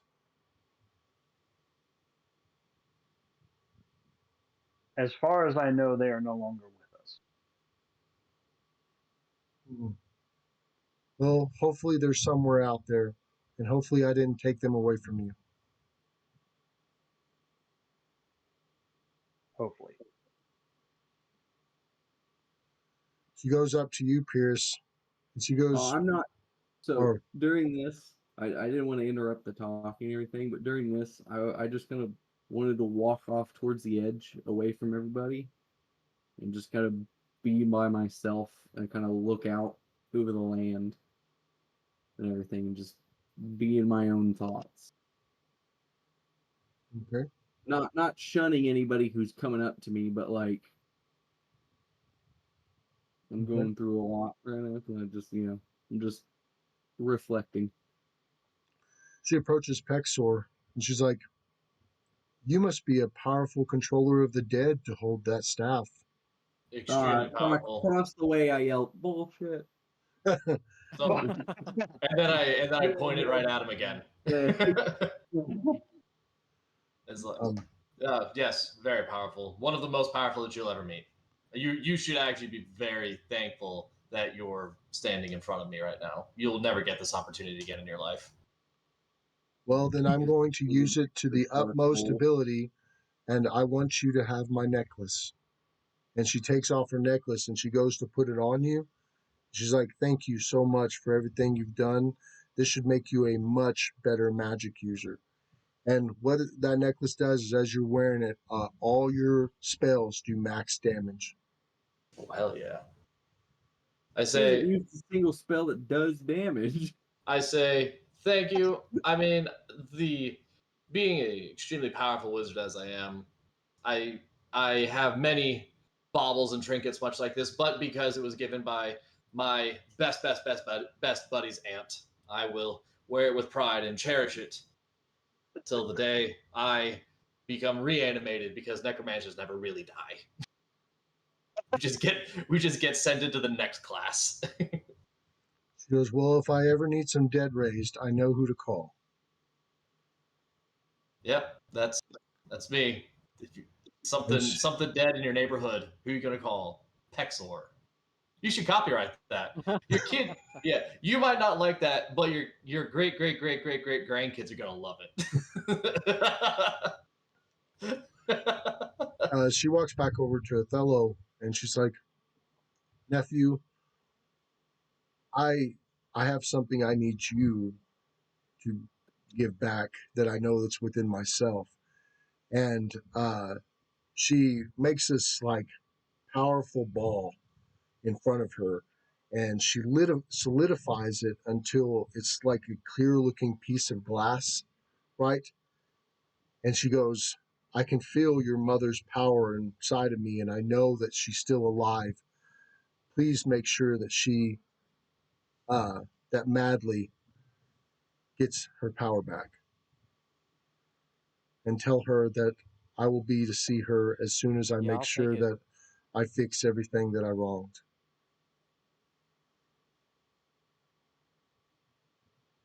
Is your friend over I'm sure there she'd by like the that. edge okay? He's fine.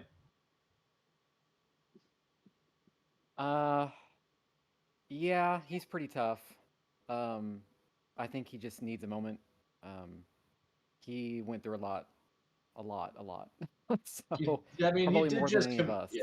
he did just commit catty corner to patricide. So Yeah, it's adjacent. Uncle side. What's it called? Unclicide? Uh, Uncle side.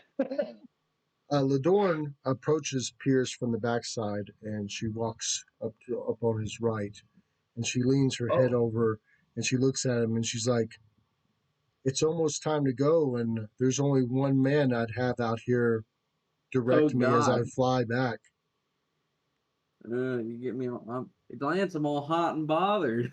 By the way, avunculicide is killing your uncle. Is that What the is actual term? Yes. Yes. Did you just look that up? He looked it up. Yeah, avunculicide. The more you know. Hey, my vocabulary just got that much bigger. Now I'm going to be a little bit more awkward if that situation ever arises. How do you even know that word? Wow. Well, Yeah. long story. There I was playing D&D, just murdered a dude's uncle. But And I hugged Um, him while it happened too. she goes in, she looks at you, she's like, "Come on, Pierce, let's go." And she lowers her head down for you to get on there. Still much to do. Well, get on. Y'all go ahead and Kingdom to rebuild now. y'all go ahead and y'all get on the dragon and you fly off into the sunset, returning to the Elven City. You're met with a grand celebration. Uh, Everyone's so happy to see you. They could see actually the battle going off in the distance uh, between the two godly beings. So many people came outside the Elven City to see the Claw Glider in person. He was well behaved, well respectful, and uh, your dad was also really amazed to meet him as well and talk to him, since he tried to tame him before. And they actually passed a few jokes about the experience. Um, uh, It would be a weird experience to witness. uh, a little bit later, after y'all are in the town, y'all heard word that an entire swamp of people were changed back to their original forms. And it was funny because that next day, uh, uh, Pexor wakes up and has a man just sitting in his hotel room, looking at him, a big chunky guy. Out of those people, y'all found out that the swamp cat and the swamp cat kitten was Malediction's family, and he did also get to be reunited with them. Even though he wasn't in his original form, he still was a great father to raising his child. And, he had other adventures, but obviously, that's another story. But yeah, That's the epilogue. his family was eventually broken from the spell. Uh, Also, I would say Othello. He didn't stay in the Elven City with his parents. They actually uh, all moved out to the uh, beautiful forest where all this took place. And I guess in his own way, Othello kind of became a master of those woods and a super ranger that kind of helps protect him and watch over him. Um, Say he was Pierce, a power ranger. Pierce, he went back to the bottom of the snowy hill. He did help the half giants rebuild their entire kingdom. He did end up becoming king of those half giants. The lady that was there uh, was or did get married to him, but her and Ladorn have always kind of argued a little bit because she thinks that she's a little bit too friendly to Frank for her to be a dragon. But anyway, You tell on that. It's like, oh god. but those are all others adventures. Also, um, Pexor returned the staff to the consortium. Uh, Ragnavari, had an entire celebration for him returning the staff. He was made one of the higher instructors of the tower. So now he no longer learns there. He teaches. He's one of the main dudes. Um, it's really funny because every once in a while y'all get silly notes from Pexor, and the ones always to Pierce are like, "I'm going to kill you one day. I hope you're ready." No, what it says is back. no. What it says is we still haven't, or oh shit, it's still not over. That's all it is. And then actually, I'm waiting till you it's still not over. But I'm going to say it's still not over because the last thing that Pexor heard as of recent was that the blood cult was still alive, and they're still trying to find a way to bring Chicago back again. So, but that's a whole nother story too. But y'all guys, my message is back. Just well, I have a question though. Sure thing. For the clog glider, is it does it still have that hunger, or is it fine now, or What I'm going to See, that's where did say, it go? that comes in. what I'm going to say is that y'all derived away with the mages and everything, because they didn't even know he was reasonable or able to be spoken with or anything like that. He was just ferociously hungry, started eating, and then they started attacking him as he started attacking the city. So there was nothing discussed. But yeah, the claw glider ended up becoming a more reasonable beast. Uh, y'all had to feed him a lot, and they have strict farms to raise animals just to feed the claw glider. Uh, but Wow, uh, almost like he almost is like prescient. he is always hungry forever. And the thing is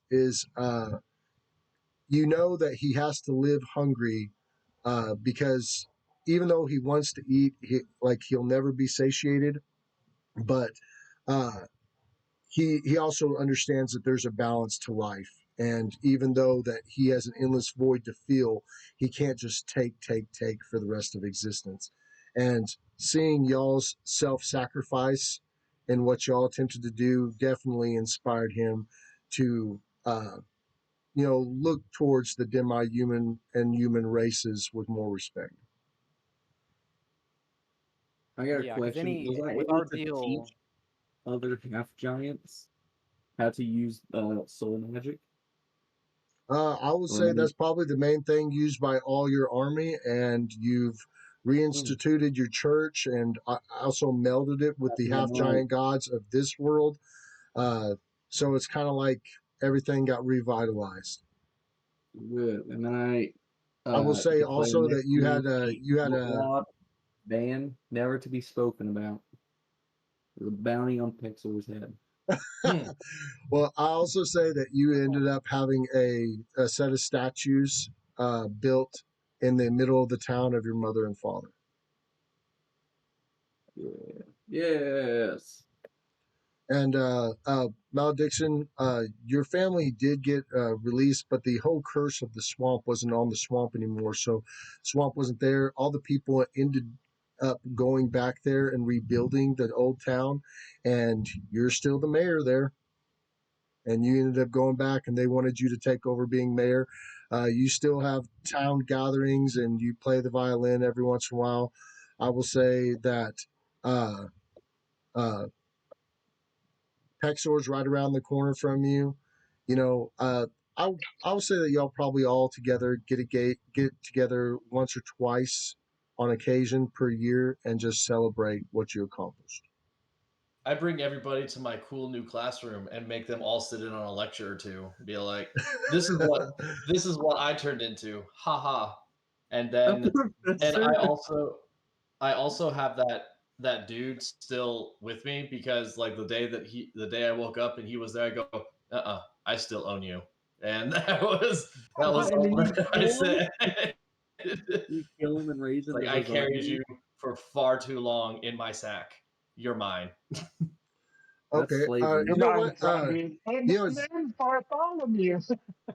I will say that whenever he became a normal, he was too afraid to leave. And but slowly but surely after the months passed, y'all became slight friends, right? So even Like though he's still kind of afraid of you, he kind of trusts you a little bit. he's yeah. I I grab his shoulders one day and I go, I will name you Othello stand-in. You put a little Othello mask on him. Hey, Yeah, You're like, now I need you to tell me not to do stuff over and over. I I will be your wingman. But Oh guys, all we're right, coming I god. think we're the coming music up on lessons I think was funny. we're we're kind of up on 3 hours and 30 minutes, and I know that this episode was probably going to stretch out as long as it had to. If it was going to be 5 hours, I was just going to try to finish it. But I'm still glad we finished it off in a decent time. Thank y'all again for stepping in on this campaign. I apologize to my players and all the viewers for the huge gaps between our episodes, but we are very normal people trying to play a game together for fun. So when life intervenes, that's more important than a game. But we're still glad that we got to finish this campaign. Uh, we do have some new stuff on the books, and we're thinking about doing this whole new type of campaign. So if y'all'd like to tune in for that later on, you can subscribe and hit the bell notification, and you'll definitely be notified whenever those videos come out. But yeah, that was a lot of hours. I think it was around 66 hours of a campaign. I appreciate anybody that sat down and watched every single one of those. We had some new players here. This is my first time gaming with Michael. This is only my second time gaming with Josh. Me and Frank and Jared, we gamed together for quite some time. So for us just to throw this together out of the blue, I'm really happy with what we accomplished here. But thanks, guys, again for jumping in.